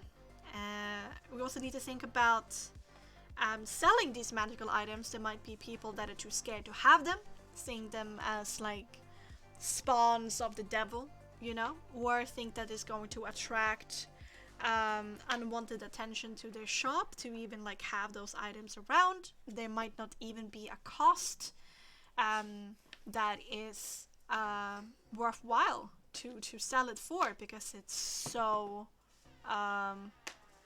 there's so little of these magical items in Frostmark at that point that the cost would just be astronomical, so nobody can buy it. And then, you know, gradually you probably get more magical items into your campaign as Enna might bring them with them. And if your party goes realm jumping,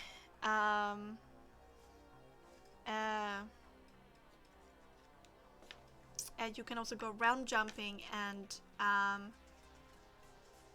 I just snapped 2 and had no idea what was happening. I think I might have dozed off. Yeah, I think if you just disappear for a second, I think that was sleep. I hope it's sleep. Let's say it's sleep. If you guys just go realm jumping, of course, there's going to be a normal availability of magical items in the other realms. And there might also be a reward thing that is given to them by their gods. If suddenly, you know, you have a great champion of Rion during this whole crisis, you might receive an item from them, or, you know, if you have a cultist, might receive an item from their god. I cannot click on that right now, ML.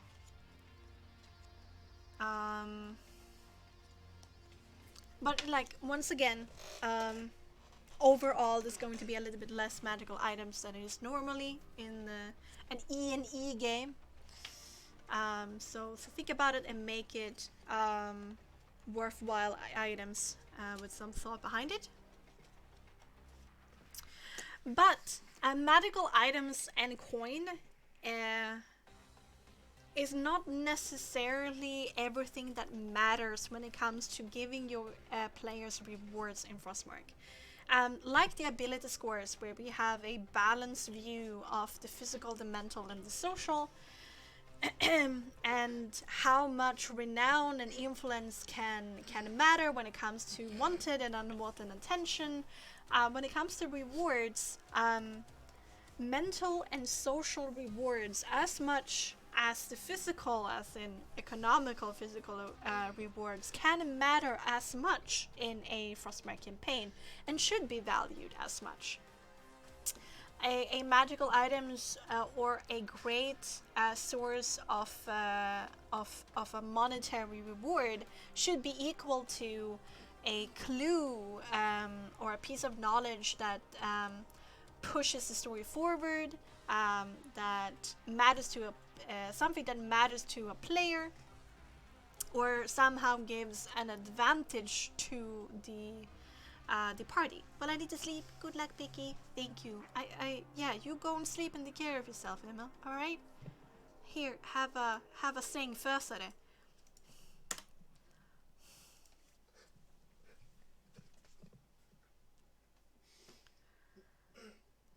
God luck? I'm sorry. Sorry. I auto-corrected with my eyes.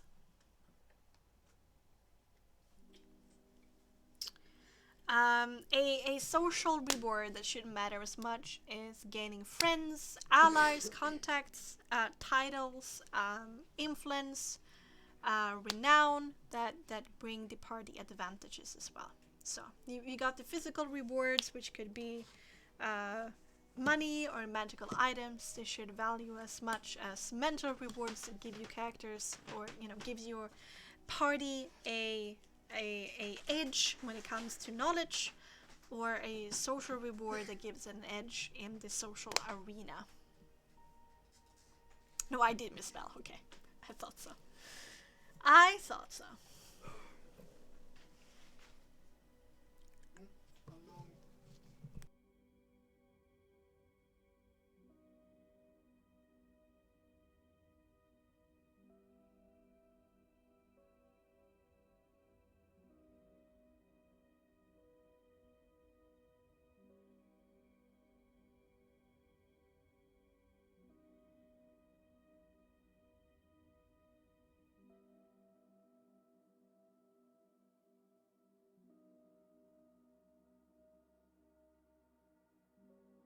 I don't want to leave.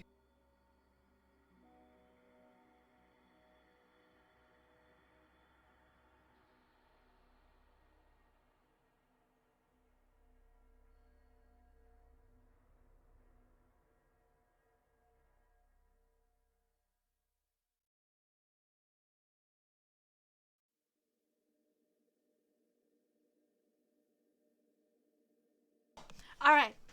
Yo! I unmuted myself right now. Any questions about rewards and magical items? Adriana, or is it pretty clear? Yeah, it's kind of how it sounded today. What? Is he making fun of me? Yeah, it's JAA and then 3 large A's and then 3 small A's, 1 large A, 1 small A, 2 large A, and 3 small A. Oh, yeah. That's how you sounded. Well, at least Yeah.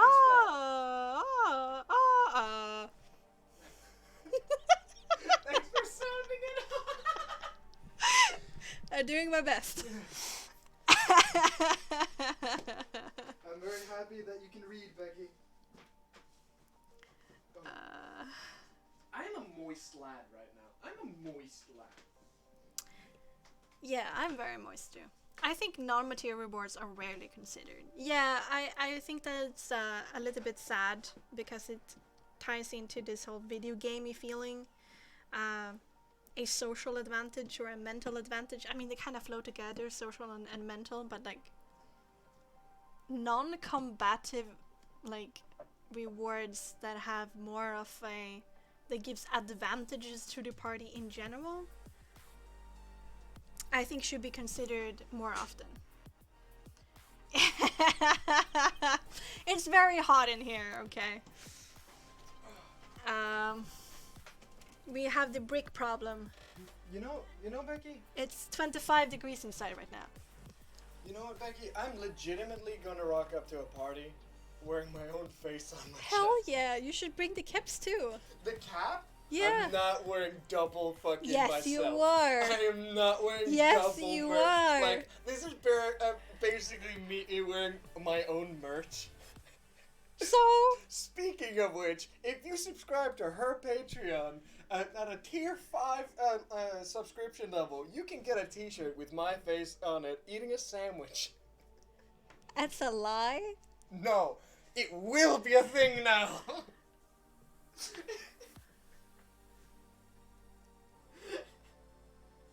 I want these all over the place.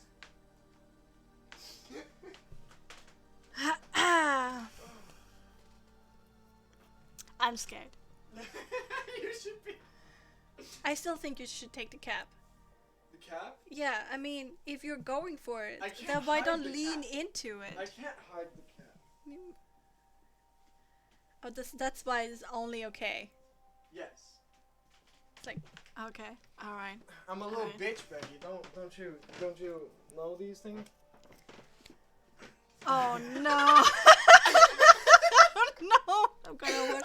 Please let me hear that.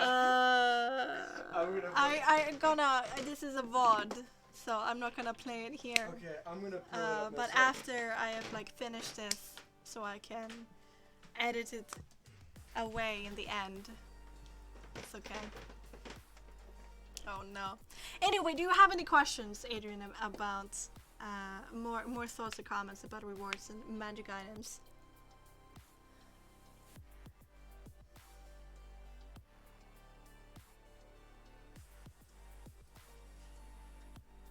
Why do I say it like that?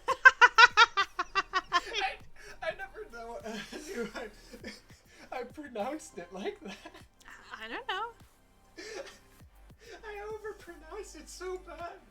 Moist. Like, I lean into the. Not really, not for me. Just as relevant to encourage the use of reward and not just magical items. Yes, indeed, that's what I want to do. Alright, 2 topics left. This is one of them. Hej då! Hej då, ha det bra. Jajamän. Ta det försiktigt. Jajamän. Make it your own. There's a lot of lore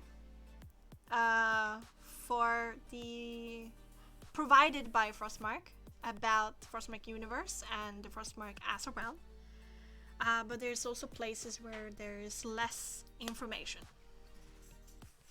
Either way, no matter how much information is provided or not, it is up to you what you want to use and what you don't want to use. And no matter how much you change or not change, you still make it your own. You're not telling, ultimately, if you're doing a standard Frostmark campaign after the year 744, you're telling your story about what happens to Frostmark and how much of already existing lore that you want to use for that story is up to you. Deviate where it suits your campaign, add where it's missing, and you decide how your Frostmark looks. What is the most important here, just when it comes to any deviation with the mechanics, is to communicate any changes that is done to the written lore, so the players know what to expect. It's one thing that you're adding information where there's none, and it's another to change information that is already written that your players might already know. Check your messages when you're... Okay, I will do so.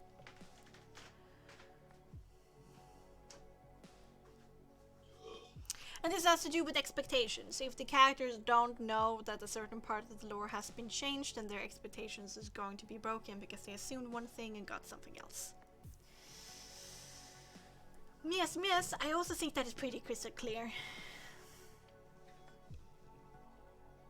I don't need much explanation or comments or questions. Right? Yes. Alright, and then lastly, some examples of other Frostmark friendly campaign ideas, just to get your inspirations going if you don't want to do a standard Frostmark campaign. You can play during other times in the Frostmark history.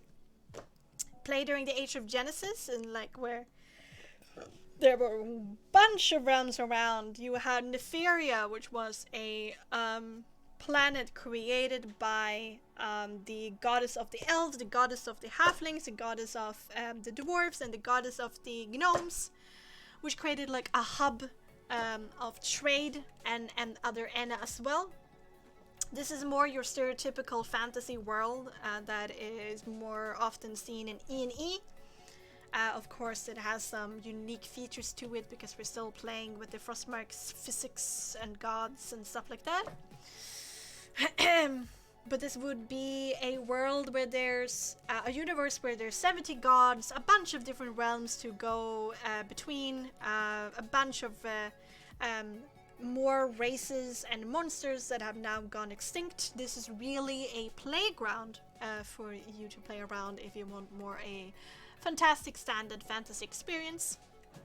You can play during the War of the Ennead, when all of this breaks down, where you might have gods that you support or not support, die or be victorious, where worlds collapse and turn into nothing, where races, of Enna turn on each other in massive wars, and great artifacts of war is crafted and given to loyal subjects. Then after the war and the Age of the Seven, you can also play during Geonor's conquest, be a part of his little cater to conquer all of Frostmark and remove all presences of Enna and magic. Or you can play against Geonor, maybe succeed this time, and it might have changed how Frostmark's future looked like. You can play during the Golden Age of the Empire versus creation. You can play in between, where the Empire fell and the fire barrier breaking down in the year 744, having a very much down-to-earth status quo Frostmark campaign, which mostly have martial characters. You can play in another realm, tell a completely different kind of story. And you can also play in a post-calamity Frostmark where the barrier has already broken, as you were kind of sniffing about Adriano, where you decide already what the consequences of the fire barrier was, and you're playing after things have stabilized a bit after that. I mean, other things, as I discussed before, there's also things like discussing more gods dying, and what that would entail, the rise of world magic, and maybe the world as a concept is gaining more power and influence, and maybe a consciousness. Anna trying to break through the constraints of the gods that they serve.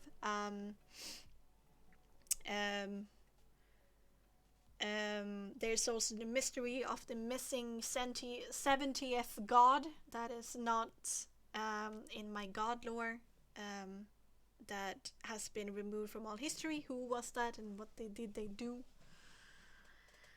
And as I discussed before, you can just create your own world, a homebrew world, which has the soul package. But you can create your own gods and your own world, and just use the mechanics of Frostmark in it. Yeah! Yeah.